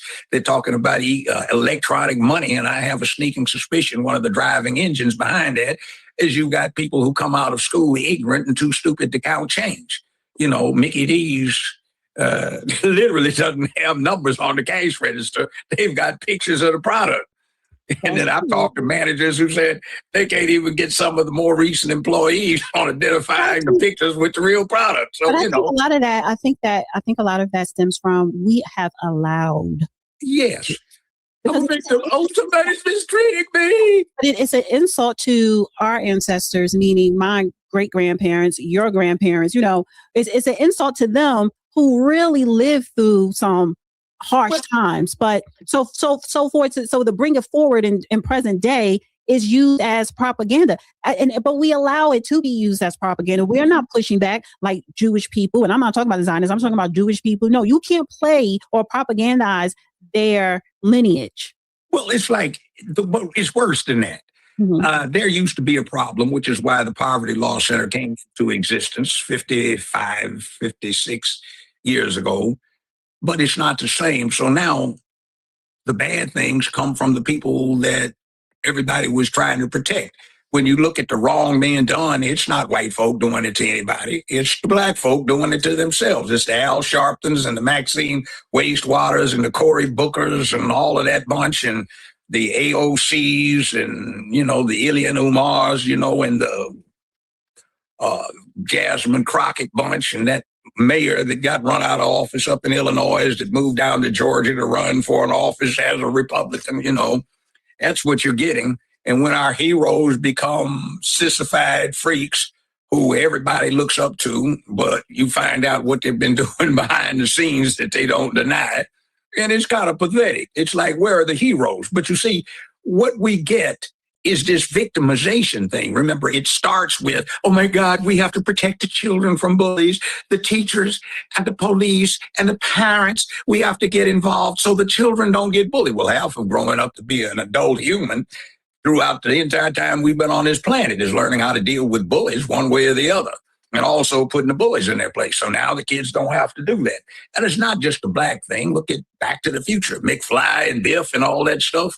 And then you see right now, it's not just black ancestors. It's that we have the equivalent of a pulpit pimp preacher throughout our entire system. And they're telling folk that it's all right to be wrong. Not you committed a sin and you can seek forgiveness.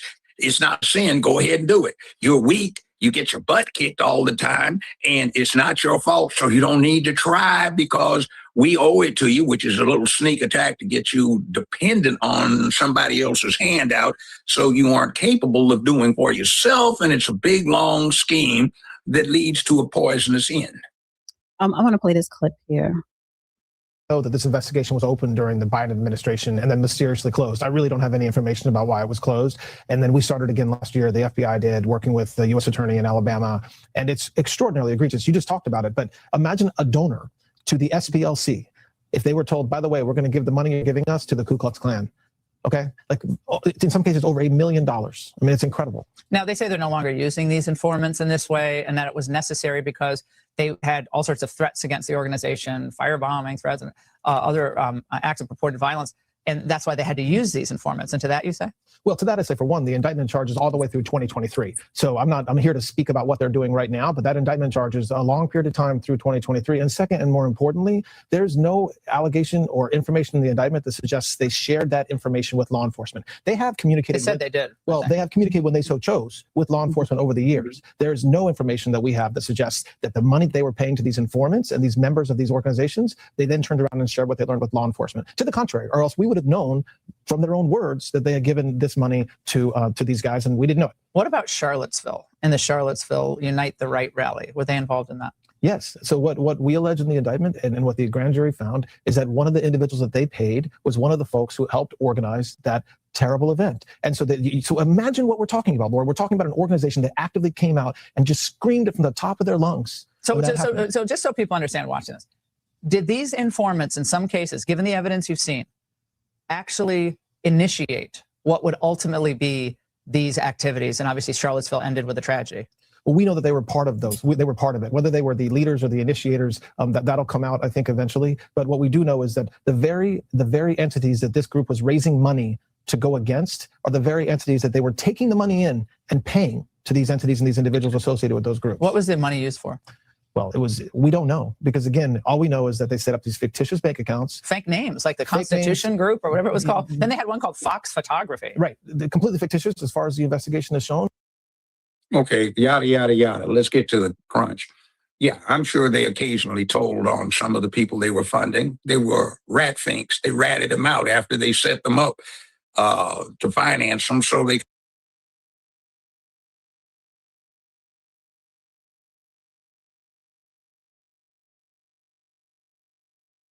maintain credibility. And also, I just spoke on. What the heck is happening to the Wi-Fi, buddy? What the hell is going on? They starting to make the thing jump now. Hey, guys, I think I'm getting flagged. I forgot to put that DVR mode thing on. This whole thing is jumping down. Did y'all see that?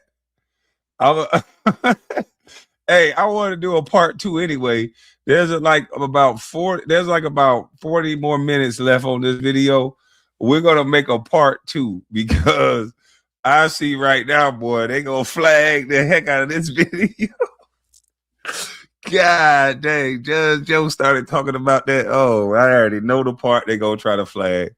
Lord have mercy. I know the part they going to try to flag. Hey, but listen, man, I'm going to end this live and I'm going to check the Wi-Fi box. I know it ain't nothing wrong with it, but I'm going to just check it anyway. But I'm just sitting here like, what in the hell is going on? It just started winding up. But anyway, that means we got to do a part 2, guys. We got to let y'all freshen up, put some deodorant on. Let me stand up, do some push-ups, something. Been sitting this the whole time. I don't want to catch a hemorrhoid. Y'all have a blessed day. I'm up out of this thing. Appreciate everybody who donated and everybody who sat and just listened to the information and chatted and had a great time in this mother trucker, man. Salute to all y'all. I'm up out of this thing. I'm gone.